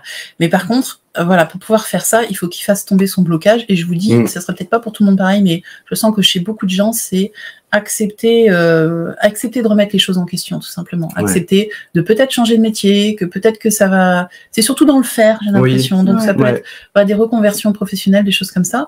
Accepter que les choses peuvent bouger et trouver quelque chose qui va plus vous combler. Et là, vous allez pouvoir commencer à avoir la vision de ce que vous voulez faire. Alors, par contre, il a des avantages aussi, ce profil-là, c'est que si vous reconnectez ça, c'est des gens qui sont tellement bien ancrés sur tous les autres plans, c'est-à-dire le plan mental, c'est quelqu'un d'intelligent en général, quelqu'un qui agit dans la matière, qui vit relativement bien ses émotions, à part sa frustration, mais voilà, que quand il a la vision, finalement, pour lui, concrétiser, ça va être simple. Ça veut dire que s'il a un plan, il va pouvoir le mettre en place et agir sur la matière. Donc, très grande facilité, très grande puissance de matérialisation et de concrétisation. Voilà, dans l'action et dans la visualisation. Parce qu'il habite bien son astral aussi. Hein. On verra que l'astral, c'est vraiment l'endroit où on peut créer par la pensée. Ok. Alors, on continue. On passe au dernier. Allez. Alors, j'ai vu dans les commentaires qu'il y a des gens qui disent qu'ils se reconnaissent un peu dans tous les profils. Et c'est normal. Ce n'est pas étonnant. Nous ne sommes pas. C'est difficile de se mettre dans des cases. Donc, repérez un petit peu les endroits qui vous parlent le plus. C'est intéressant d'ailleurs. Notez surtout ce qui vous parle dans chaque profil, parce que tout ne vous parle pas forcément. Mais oui, c'est normal qu'on se reconnaisse un peu partout. Normalement, ils vont pas tous vous parler quand même, donc notez bien ceux qui vous parlent, ça vous donnera des indications sur vous. Le dernier, c'était quoi, l'isolé ? L'isolé. Alors l'isolé, vous voyez, justement, c'est typique, ça peut être la conséquence de certains qu'on a déjà vus. C'est celui qui se dit je me sens différent, personne ne me comprend. Et pour le coup, par exemple, si vous êtes déjà un extraterrestre ou si vous êtes très spirituel avec beaucoup de spiritualité qui rentre dans votre vie, forcément déjà vous allez vous sentir isolé. Donc ça peut être découlé de... Ça peut découler d'autres choses. En fait, il va avoir des choses un petit peu en lien avec l'extraterrestre, on va dire. Sauf que lui, ses racines ne sont pas sur une autre planète, elles sont vraiment dans la spiritualité. Ouais. L'isolé, c'est quelqu'un qui observe la société, qui, tout comme l'extraterrestre, se dit mais qu'est-ce qu'ils font ces terriens quelque part. Mais c'est surtout qu'il se dit mais c'est pas possible. C'est-à-dire qu'il va avoir un peu comme les enfants, quoi. Pourquoi si j'ai plus d'argent, pourquoi on peut pas le partager avec ceux qui en ont moins? Vous voyez, des réflexions, on va dire bêtes comme ça, d'enfants. Mais en fait, un isolé, pour lui, toute sa vie, il va se poser la question. Il va se dire, mais pourquoi est-ce qu'on fonctionne avec des valeurs pourquoi c'est l'argent qui mène tout? Alors qu'on a de quoi nourrir la planète, pourquoi il y a des gens qui meurent? L'isolé, il a l'impression que le monde marche sur la tête. Ouais. Alors, on dit pas que tous les gens isolés sur France sont comme ça. On dit que voilà, que le fait d'avoir des perceptions et d'être très connecté sur des plans spirituels, c'est pas forcément un manque du spirituel, c'est le spirituel qui vous habite, mais ça vous isole parce que vous vous sentez très différent et vous comprenez pas comme que les autres ne sont pas comme vous et vous dites mais ils accordent pas les priorités au bon endroit. D'accord. Et je trouvais que tout ce que disent les autres sont futiles, voilà. N'a pas d'intérêt. Du coup, vous avez l'impression que vous êtes plus vieux que votre âge. Enfin, vous êtes ado, mais vous avez l'impression que vous avez déjà 40 ans. Parce que pendant que vos copines elles parlent de mode, vous avez envie de parler du dernier bouquin de spiritualité que vous avez lu, qui n'intéresse pas du tout vos copines ados de 14 ans. Ou vos copains parlent de sport et ça vous passe tellement loin au-dessus de la tête. Le problème de l'isolé, c'est que voilà, il s'ennuie avec les autres, mais il s'ennuie parce que... Pas avec tout le monde, heureusement, il rencontre quand même des gens qui lui ressemblent, mais ils sont pas légion, quoi. Voilà, il a l'impression que les gens, c'est pas que les gens sont bêtes, mais c'est que ils ont des centres d'intérêt dont il comprend pas l'intérêt, lui. Voilà. Et il y a une souffrance chez cette personne, c'est que souvent, c'est quelqu'un qui n'a pas envie d'être isolé, qui a envie d'être en relation avec les autres. Quand même. Et souvent, bien souvent, pour vivre une vie la plus normale possible, il va entre guillemets, il va s'abaisser. C'est-à-dire que il va s'intéresser à des domaines auxquels il voit bien que les autres s'intéressent pour pouvoir créer un lien, interagir, être invité dans les soirées, des choses comme ça. Mais du coup, il se sentira, finalement, il va aller dans des soirées, il va avoir des amis, des groupes d'amis, mais il va tout le temps se sentir très différent et seul, très seul. Ouais. Vraiment entouré. Dès qu'on se sent différent, on se sent seul, parce qu'on se sent pas compris. Et voilà, c'est des gens qui sont en fait porteurs de vision, qui peuvent vraiment changer les choses sur Terre, ils ont vraiment pas mal ils ont quasiment tout est là, sauf que au lieu de passer à l'action et de se dire mais en fait ce monde je peux le changer, je peux œuvrer dedans, eh bien il va essayer de se transformer pour se faire des amis, pour s'adapter à un monde qui ne lui convient pas. Voilà. Mais ça c'est tant qu'il croit qu'il n'est pas normal en fait. Voilà, oui, c'est ça le problème. Et le jour où il a compris qu'en fait non, il était porteur de quelque chose et que sa vision, vas-y, on va essayer de la réaliser, puis ça fera ce que ça fera. Et bien là, il tourne en positif son problème. Et depuis tout à l'heure, c'est ce qu'on vous dit, c'est qu'à chaque fois, on peut le vivre en négatif, mais il y a un moment dans sa vie, on le tourne en positif. Alors l'isolé, lui, il est particulier quand même parce que parmi tous les profils qu'on a exposés avant, lui a un vrai lien avec le spirituel. Et c'est ça qui le fait souffrir. C'est de voir que le spirituel n'est pas sur Terre. Donc sa solution, c'est vraiment, il est venu pour changer les choses sur Terre. Il faut qu'il passe à l'action. Lui, typiquement, il doit s'investir dans des projets, alors soit individuels, soit le plus souvent collectifs, et pour changer la société, pour changer l'humanité. Et il doit y aller à fond. Il est venu pour ça. Tu peux nous faire le partage? Tout à l'heure, j'ai pas le temps de lire les questions, mais j'ai vu une qui m'a intriguée. Il y a quelqu'un qui demandait est-ce qu'on peut changer de profil au cours de sa vie. Et je pense que tu vois, typiquement, par exemple, le perché qui a perdu son paradis, qui finit par le recontacter, et il va commencer à se nourrir, à être bien, et il va peut-être passer par une période quand même d'isolé, c'est-à-dire je suis conscient de ma spiritualité, je m'en nourris, tout ça, mais je n'ose pas encore m'affirmer l'amener jusque sur Terre. Et l'amener jusque sur Terre. Donc oui, il y a des moments où on peut passer par certains profils. Alors, Ouais, je veux juste revenir sur l'isolé, parce qu'on n'a pas dit, donc lui, sa solution, c'est pas de monter, c'est de descendre. Hein. Oui, la solution, c'est de concrétiser tout ce qu'il perçoit, de rayonner sa lumière. Voilà, tous les autres, la plupart des autres profils, on a dit qu'il fallait monter. Lui, il faut passer à l'action. Lui, il faut qu'il passe à l'action. Ouais. Voilà, je crois qu'on a fait le tour, nous, ouais. à peu près de tout. Alors, c'était beaucoup d'informations. Ouais, je me disais que ça serait là, qu'il serait bien qu'ils repèrent bien leur profil. Ouais. Donc là, ce qui est important, oui, c'est que vous ayez noté les profils qui vous parlaient et surtout, peut-être tout ne vous parlait pas dans un profil, mais ce qui vous parlait dans ce profil et voir les solutions qu'on a données. Si on vous a dit, il faut plutôt monter, il faut plutôt descendre, je me souviens plus. et ce qui serait intéressant aussi, c'est si vous avez repéré les facilités que vous avez quand vous correspondez à ce profil. On va peut-être remettre le schéma une dernière fois et on va faire un petit résumé avec vous pour être sûr que vous n'avez rien oublié et que vous puissiez bien faire le point sur les plans que vous habitez le moins surtout. C'est ça qui va vous aider. Ouais.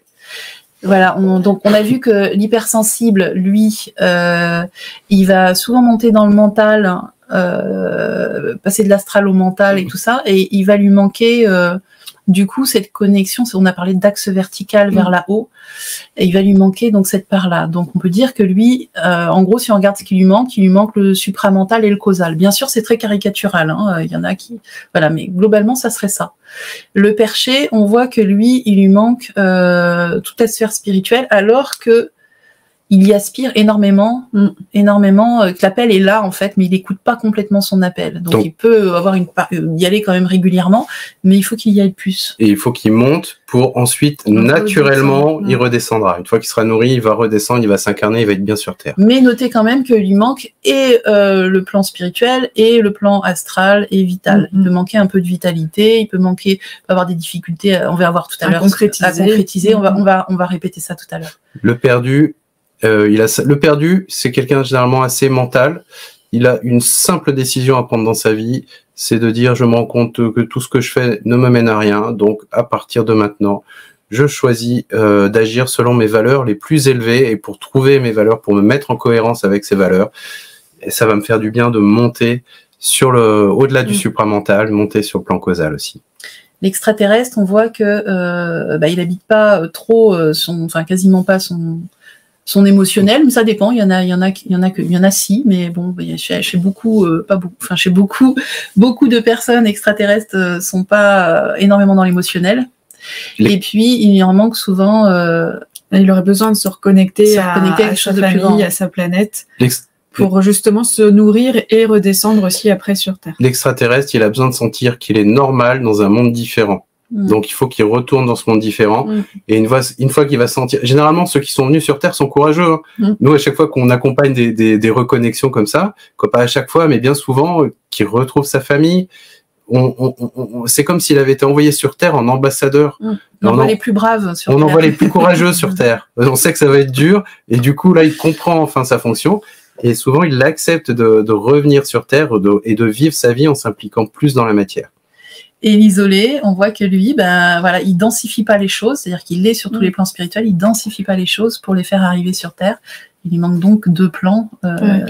L'isolé aussi, il a une résolution à prendre, c'est cesse de te plaindre, cesse de critiquer, passe à l'action.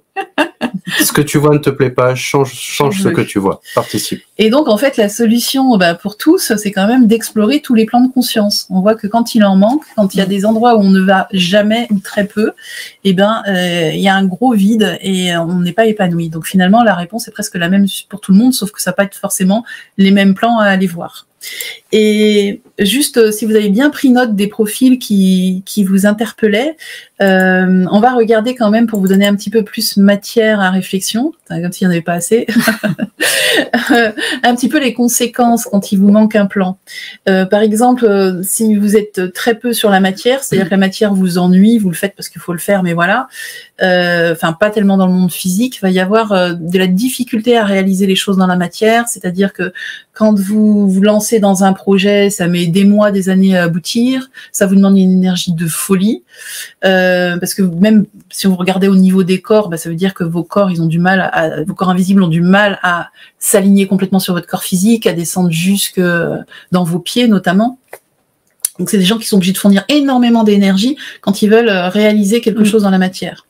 Ça c'est donc les gens qui sont pas dans la matière et même dans l'éthérique. Voilà, ce qui va avec la matière souvent c'est le plan éthérique. Le plan sur notre corps, le plan éthérique c'est vraiment le moule de notre corps physique qui est juste autour et c'est notre vitalité. Et du coup les personnes qui ont du mal à redescendre dans la matière, ou si vous êtes reconnu dans ce profil-là, vous pouvez manquer de vitalité, parce que vous n'habitez pas non plus le corps éthérique. Donc, vous sentir fatigué régulièrement. Voilà, et voilà, le problème, si vous n'habitez pas votre corps éthérique, c'est petite santé, fatigue, manque d'énergie, etc.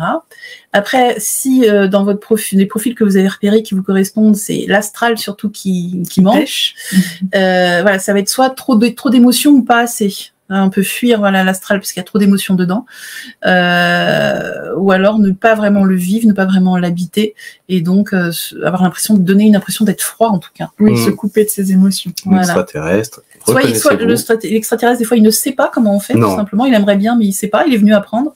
Il est venu partager d'autres choses, mais il est venu apprendre ça. Et puis les autres personnes, plus les hypersensibles qui se sont coupés des émotions.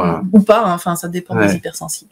Après, le mental, si vous n'allez pas dans le plan de mental, ça va être un manque de réflexion, tout simplement. Voilà. Le plan supramental, ça va être un manque d'intuition. D'inspiration, voilà, tout ça. Et puis, celui qui ne va pas dans le plan spirituel, il va avoir un manque de sens. Manque de sens, d'alignement. Il saura pas sur quoi aligner sa vie. Il va faire ce qu'on lui a dit de faire, et puis à la fin, il dira, finalement... Tout ça pour ça. Ouais, c'était pas terrible. Je reviendrai. Eh bien, c'est très instructif. Dans le chat, alors, il y a Marie-Christine qui nous partage ceci. Bonsoir, j'ai un ressenti assez fort, concernant l'isolé. Vos descriptifs sont très clairs. Merci. Merci, Marie-Christine. Et ce qui est génial, c'est qu'on t'a fourni des solutions, des pistes en tout cas. Maintenant, j'ai un peu de culpabilité. Quand j'ai dit l'isolé, il faut qu'il prenne une résolution, c'est passer à l'action pour changer les choses. Je sais que c'est pas aussi facile. Voilà. Non, mais ça peut se faire très vite. Ouais. Quand on comprend les choses, ça peut aller très vite. Oui, c'est vrai. Alors pour Corinne, je ne monte pas dans le supramental. La preuve, j'ai un problème d'intuition que j'ai perdu. Très intéressant ça. L'intuition perdue, elle est souvent liée à un trauma. Ou une peur, ou quelque chose qui s'est passé, qui t'a coupé. Tu vois, Nicolas et Laureline ont parlé tout à l'heure. Laureline, elle a vu une espèce de fantôme dans sa chambre. Nicolas, il a vu on sait même pas quoi d'ailleurs. Des orbes. Des orbes, oui, on va dire. Des élémentaux, oui, je sais pas. Comme des cellules, des grosses cellules d'1 mètre de diamètre en 3D. Avec un cœur dedans. Voilà. Et puis, très des choses qu'ils ont vues dans l'enfance ou l'adolescence, et ça les a tellement choqués qu'ils ont refermé derrière leur perception. Et il en a fallu passer au-dessus de ça pour les rouvrir. Et du coup, ce serait intéressant de te demander, Corinne, à quel moment tu as fermé ton intuition et qu'est-ce qui s'est passé? La perte d'un être cher. Ok. Voilà, typique. Typique. Donc, ouais. Et en plus, c'est vrai que le supramental, c'est un lieu idéal, c'est la plateforme idéale si tu veux communiquer avec un défunt, parce que lui peut descendre jusqu'au supra et toi, tu peux monter jusqu'au supra. Ouais. Donc, il suffit qu'il y ait quelque chose, justement, que ce soit encore douloureux ou que tu aies des craintes à communiquer avec ou alors, cet être cher. Ça peut être aussi des peurs que si je le contacte, je vais avoir envie de le retrouver. Aussi, tu vois, ça peut être la douleur trop intense aussi, ça peut réveiller une douleur. Presque un peu comme on disait tout à l'heure sur le paradis perdu, la peur de rester presque coincé là-haut. Enfin, je veux rester avec l'être que j'aime, et c'est possible aussi. Voilà, il y a plusieurs possibilités, ça dépend de chacun. Ouais, faut pas oublier avec les défunts, il n'y a pas de rupture de vie, il n'y a pas de rupture d'amour non plus. Non, et dis-toi que en fait, tu peux Tu peux les connecter. Bien sûr, ça sera pas pareil que du vivant de la personne, parce que vous n'allez pas pouvoir vous embrasser, vous n'allez pas pouvoir vous toucher, mais tu peux connecter cette personne. Voilà, je te dis ça pour que tu réouvres tes perceptions. C'est un moyen de vraiment rentrer en connexion avec cette personne et de sentir qu'elle n'est pas perdue. Ok, c'est une des possibilités en tout cas. Voilà. Oui. Ok. Alors pour Alessandra, apparemment je suis hypersensible et perchée. Ça fait beaucoup là. C'est possible. Oui. Moi, je me retrouve dans plusieurs profils aussi. Mais souvent, tu en as un qui est dominant. Mais oui, tu vois, si tu es hypersensible et perché, il va te manquer d'aller sur le plan spirituel. Oui. Il va te manquer d'aller vraiment sur le plan spirituel. Et là, tu vas trouver l'amour absolu, tu vois, l'amour divin, et qui va te combler et qui va faire que tu vas aller moins en demande vers les autres. Donc ton hypersensibilité va être beaucoup plus facile à vivre. Tu vas garder que le bon côté de l'hypersensibilité. Donc là, c'est vraiment te connecter à une source d'amour infini, te connecter à Dieu, te connecter selon tes croyances, fusionner avec la lumière, tu vois, tout en étant sur Terre, mais vraiment t'accorder tous les jours des temps pour y aller.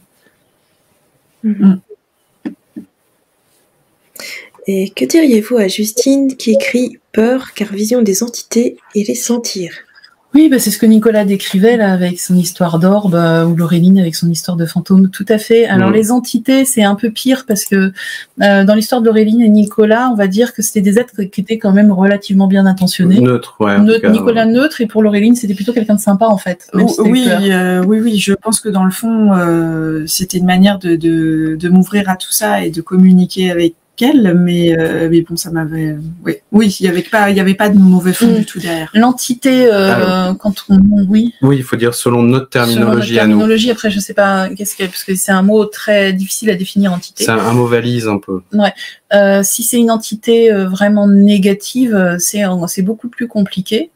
C'est-à-dire que si elle vient pour chercher à te faire peur, alors là-dedans on peut mettre plein de choses, on peut mettre les fantômes, c'est-à-dire les personnes décédées qui n'ont pas réussi à monter dans la lumière, soit qui ne savent pas qu'elles sont décédées, vont chercher à te faire partir de ta maison parce qu'elles croient que c'est encore la leur, par exemple, soit parce qu'elles cherchent à communiquer avec toi parce que elles savent que tu les entends et que tu peux les aider, soit là si on tombe sur des trucs vraiment très mauvais, malheureusement, il y a des fois de la magie noire qui fait que tu vas être en contact avec une énergie vraiment très négative. Ou des présences du bas astral aussi. Ou des présences du bas astral. Alors typiquement, ça, voilà, c'est des choses qu'on va rencontrer, par exemple, quand on fait un cauchemar, qu'on est poursuivi par un monstre.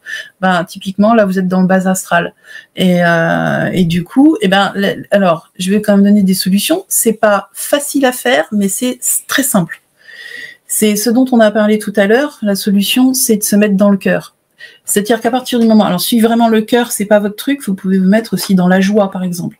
Mais vraiment une émotion très positive, même si en plein milieu de votre peur, c'est pas facile. C'est là où c'est pas facile de sortir de la peur pour passer dans l'amour ou dans la joie, c'est pas simple. Mais vous n'avez pas besoin d'en avoir beaucoup. Dès que vous êtes sur cette fréquence, vous commencez à capter la fréquence d'amour ou de joie, de gratitude, de bienveillance, de gentillesse, de douceur. Vous arrivez à sortir de la peur pour rentrer là-dedans. À ce moment-là, vous êtes sauvé. C'est-à-dire que par résonance, les fréquences que vous allez émettre vont vous sortir, en fait. C'est comme si... c'est comme si vous changiez de plan de conscience. Voilà, en fait. Admettons, les entités vont vibrer à cette fréquence-là, et vous, avec le cœur, ou enfin, en tout cas, avec cette méthode-là, vous allez, au lieu d'être en résonance avec, vous allez changer de plateau, et du coup, il n'y aura plus de prise. Non, c'est comme si ça passait en dessous de vous sans plus que vous le remarquiez, en fait. Une entité noire, une entité de l'ombre, ne pourra agir sur vous. Elle va d'abord entrer en vous par la peur. Donc, si vous réussissez à sortir de cette peur, elle n'a plus d'emprise sur vous. Non, il y a plus, tout s'efface après. Enfin, vous allez voir, il y a différents phénomènes qui peuvent se passer. Soit l'entité s'en va, soit l'entité se transmute parce qu'elle vient chercher, vous émanez une lumière qu'elle ne connaît pas et ça la fascine et elle va accepter cette lumière et vous allez avoir changé de forme.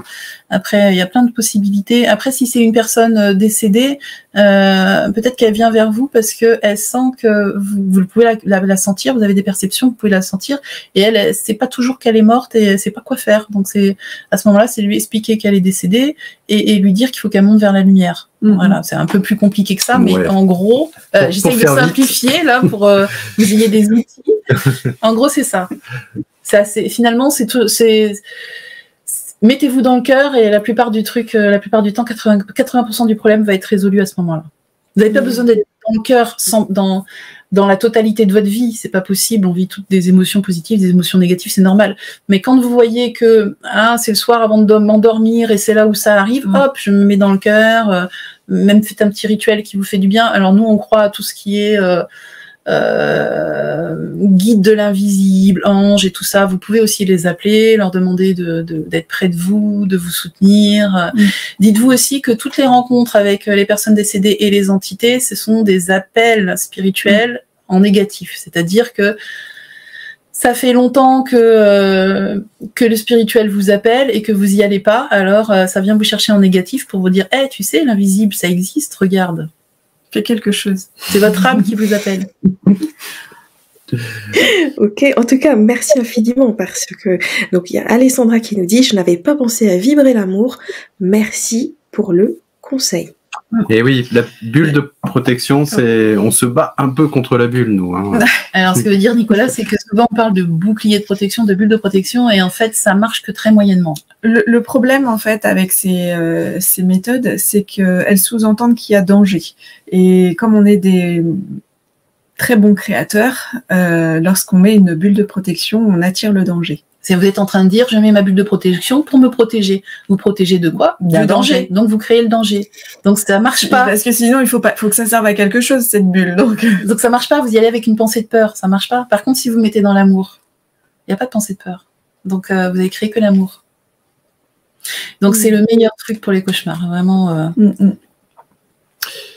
C'est vraiment une méthode que Tiffany a reçue en plus en initiation lors d'un rêve, parce que justement elle s'est beaucoup battue contre des entités, et c'est l'archange Michael, je crois, qui t'a fourni puis tu étais quand même à l'époque, tu étais victime de magie noire. Donc c'est pour ça que je vous dis, quand on veut pas y aller, enfin c'est pas que je voulais pas y aller, mais j'ai mis un petit peu ça de côté, je voulais m'intégrer. Quand on veut pas y aller en positif, aller dans les choses quand elles sont positives, parce que quand on n'y va pas, ça vient nous chercher en négatif pour nous forcer à y aller. Donc, on peut regarder les problèmes de plein de points de vue. On peut se dire, tiens, voilà, j'ai une solution énergétique pour permettre de faire face à tes entités, mais regarde aussi d'un autre point de vue, du point de vue spirituel, pourquoi tu vis ça. Et là, tu résous vraiment le problème. On en prend bonne note. Alors, le perché, l'isolé, l'hypersensible, l'extraterrestre, etc., vous nous proposez, pour aller plus loin, de vivre, d'expérimenter un atelier. Est-ce que vous pouvez nous en dire plus? Alors oui, mais du coup, on va peut-être présenter un dernier schéma. Lequel? C'est celui... Oui. Ah oui. Bon, ça va illustrer, en fait. C'est pour illustrer l'atelier. Alors déjà, je voudrais vous dire que du coup, on a vu que la solution finalement à tout ça, c'est d'aller sur tous les plans de conscience. Alors, faut privilégier celui qui vous manque. On a donné plein d'indices là pour savoir vers lequel partir en premier. Mais d'une manière générale, aller sur tous les plans de conscience, ça va être une façon de vivre au mieux une vie intégrée, parce que je suis inspirée par là-haut. Je sais où je vais.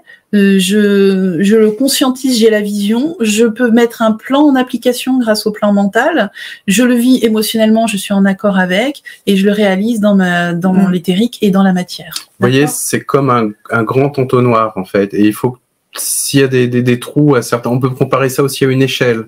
S'il manque des barreaux, notre vie sera pas complète.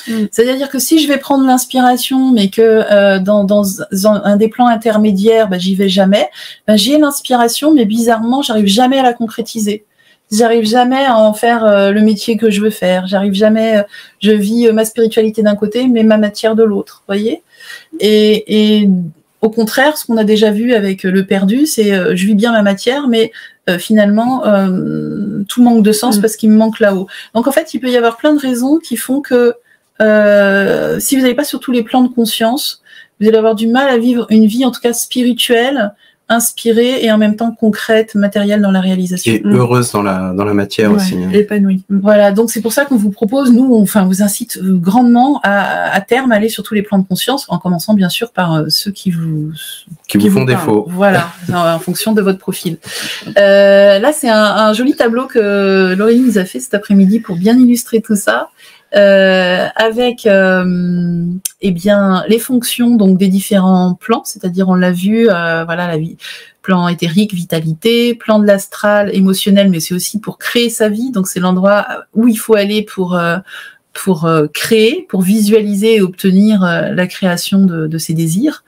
Le plan mental, ça va être définir un projet, comparer des projets, réfléchir, voilà, mettre des choses en place. Le plan supramental, on va avoir l'inspiration, la vision, les idées novatrices, voilà tout ça. Et le plan spirituel, comprendre ma mission de vie, rayonner les plans spirituels, etc. Si vous voulez, voilà, on vous parle de tout ça parce que bon, déjà, ça permet de voir que pourquoi on va sur différents plans de conscience, parce qu'il faut tout ça pour avoir une vie épanouie. Voilà. Et ensuite, parce que en fait, ce sont des moyens qu'on vous donne.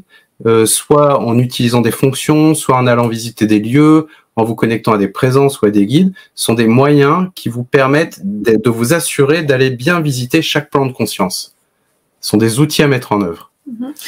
Alors, nous, on n'a pas trop parlé ce soir, mais il y a plein de présences qui sont associées à ces différents plans. C'est-à-dire que si vous voulez contacter un maître ascensionné ou si vous voulez contacter un archange, vous n'allez pas sur le même plan de conscience parce que il ne vibre pas sur le même plan de conscience, même si souvent, là, c'est un peu caricatural. Souvent, il s'étale sur un ou deux plans, mais on voit très bien, voilà, pour un maître ascensionné, il faut aller plutôt sur un plan mental.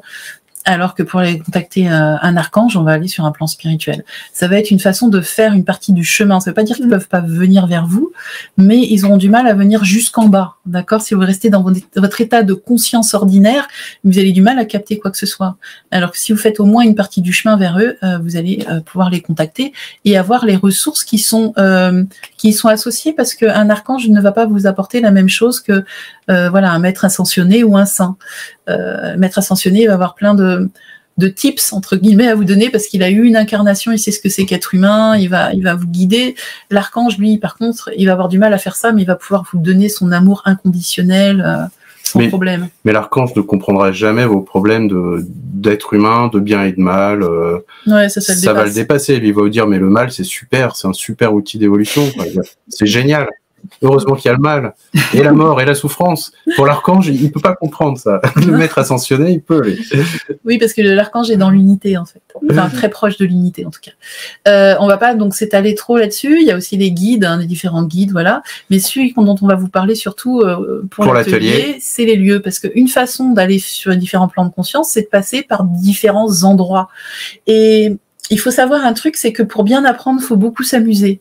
Et du coup, on a choisi un atelier sur visiter les différents lieux dans différents plans de conscience parce que c'est amusant en fait. Et du coup, vous allez avoir beaucoup plus de chances de réussite en vous amusant que si on vous faisait un truc hyper sérieux comme on a fait ce soir. C'est une manière, voilà. Non, il faut les deux en fait. Il faut que votre mental soit OK avec ce que vous allez faire, mais votre mental, il doit comprendre parce qu'il va toujours s'opposer à ce qui est irrationnel. Donc, le fait que ça soit structuré, il se dit ah c'est bien, ils ont l'air sérieux, ah ouais on va aller là, ils savent ce qu'ils font. Ça c'est le mental. Du coup on le met de notre côté.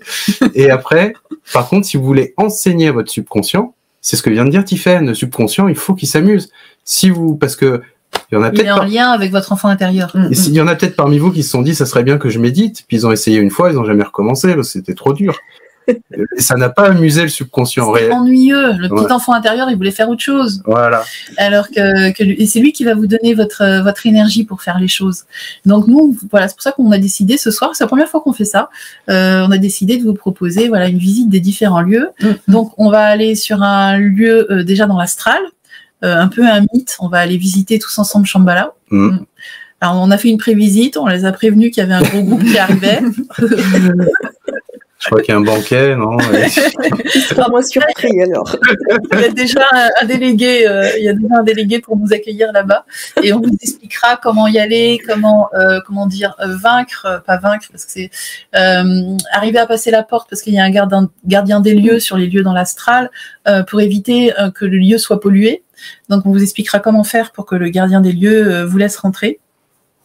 Et on ira tous ensemble. Donc nous, on va vous aider à monter votre fréquence vibratoire pour atteindre ces lieux-là, en plus des instructions qu'on va vous donner. Le but, c'est que vous fassiez l'expérience par vous-même. On vous guide pendant l'expérience, on la fait avec vous. Et ensuite, quand on revient, on partage ce qu'on a reçu.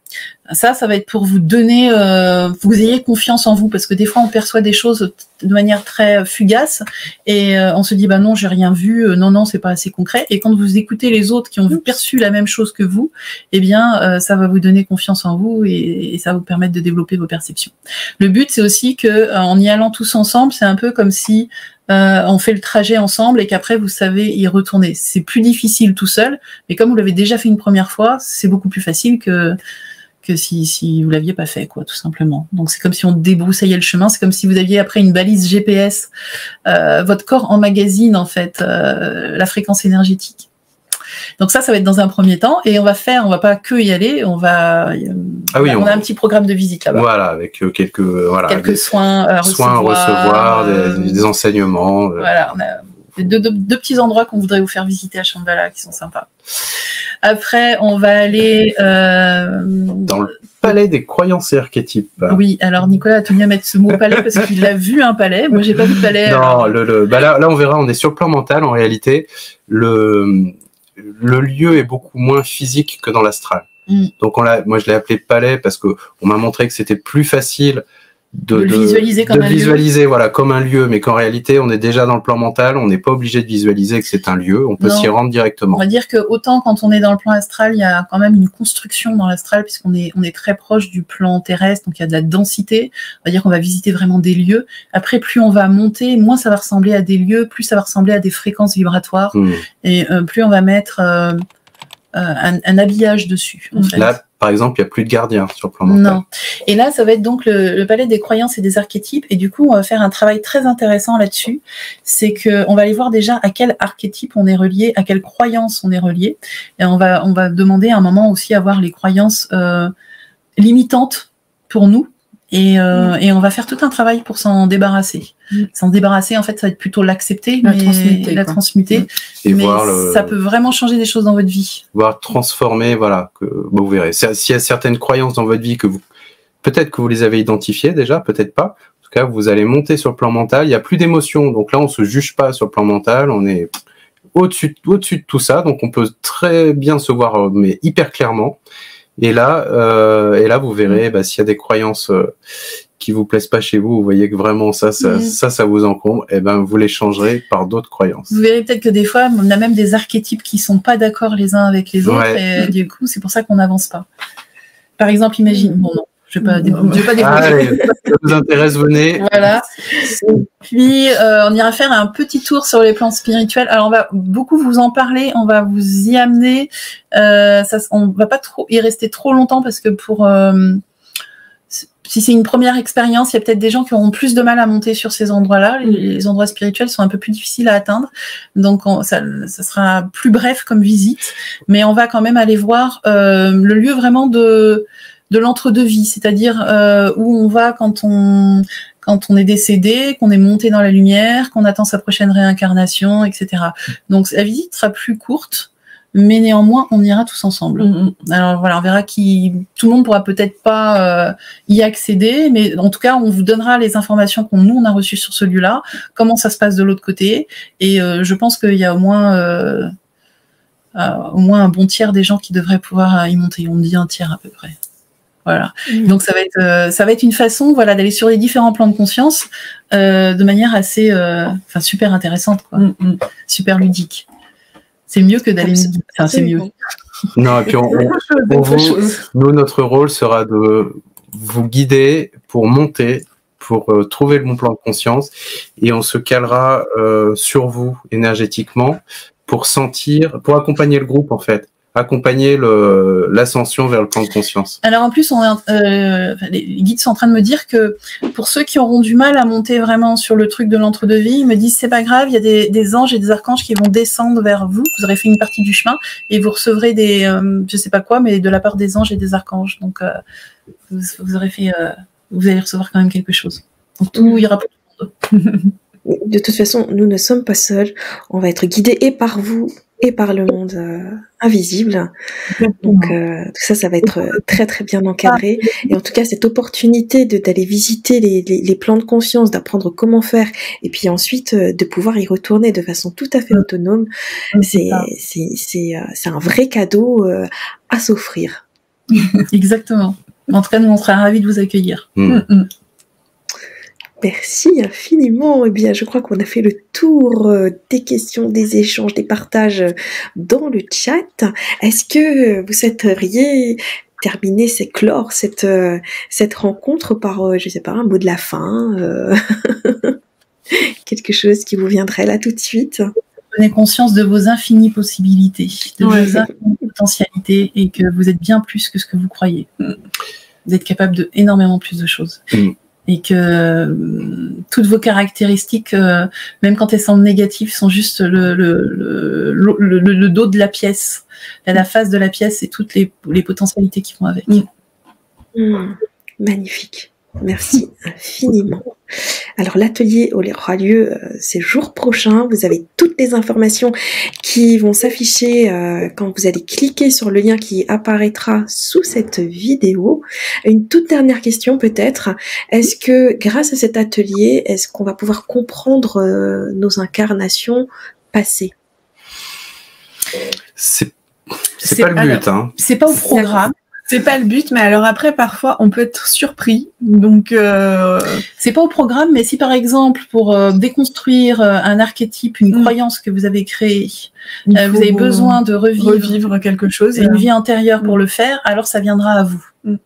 Remonter, après, pour moi, remontrer ces vies avec le mental, en décidant quelle vie je veux remonter, et sans vraie raison, ne peut être plus encombrant qu'autre chose. Si on a oublié, c'est pas pour rien.